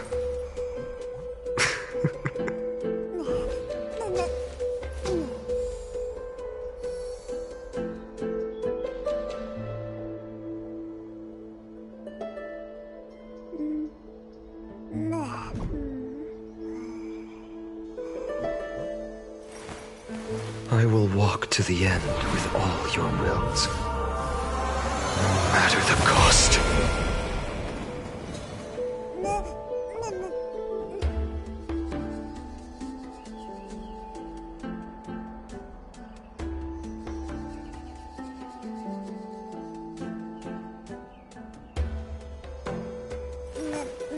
I will walk to the end with all your wills, no matter the cost.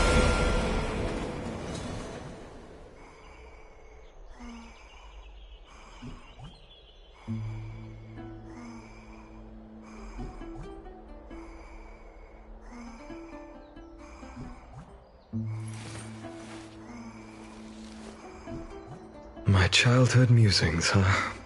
So naive.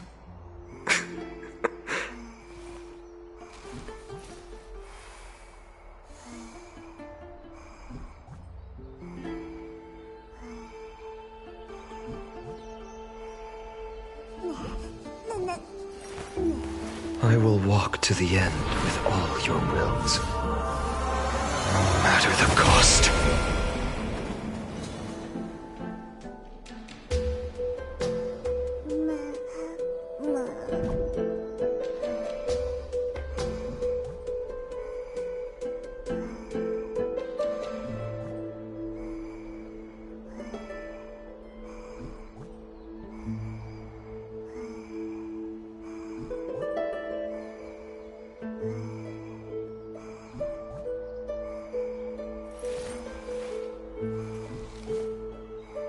So this was my childhood dream, huh?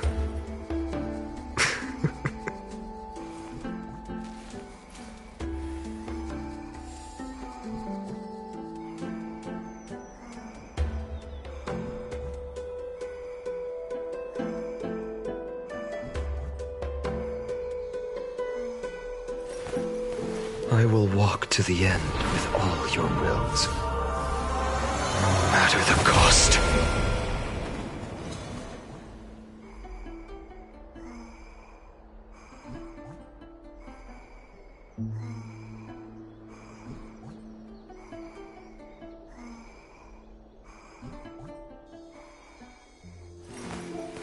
I will walk to the end with all your wills, no matter the cost.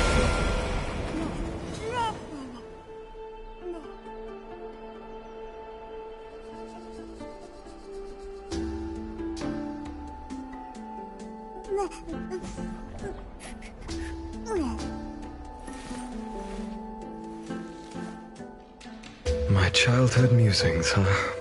So naive.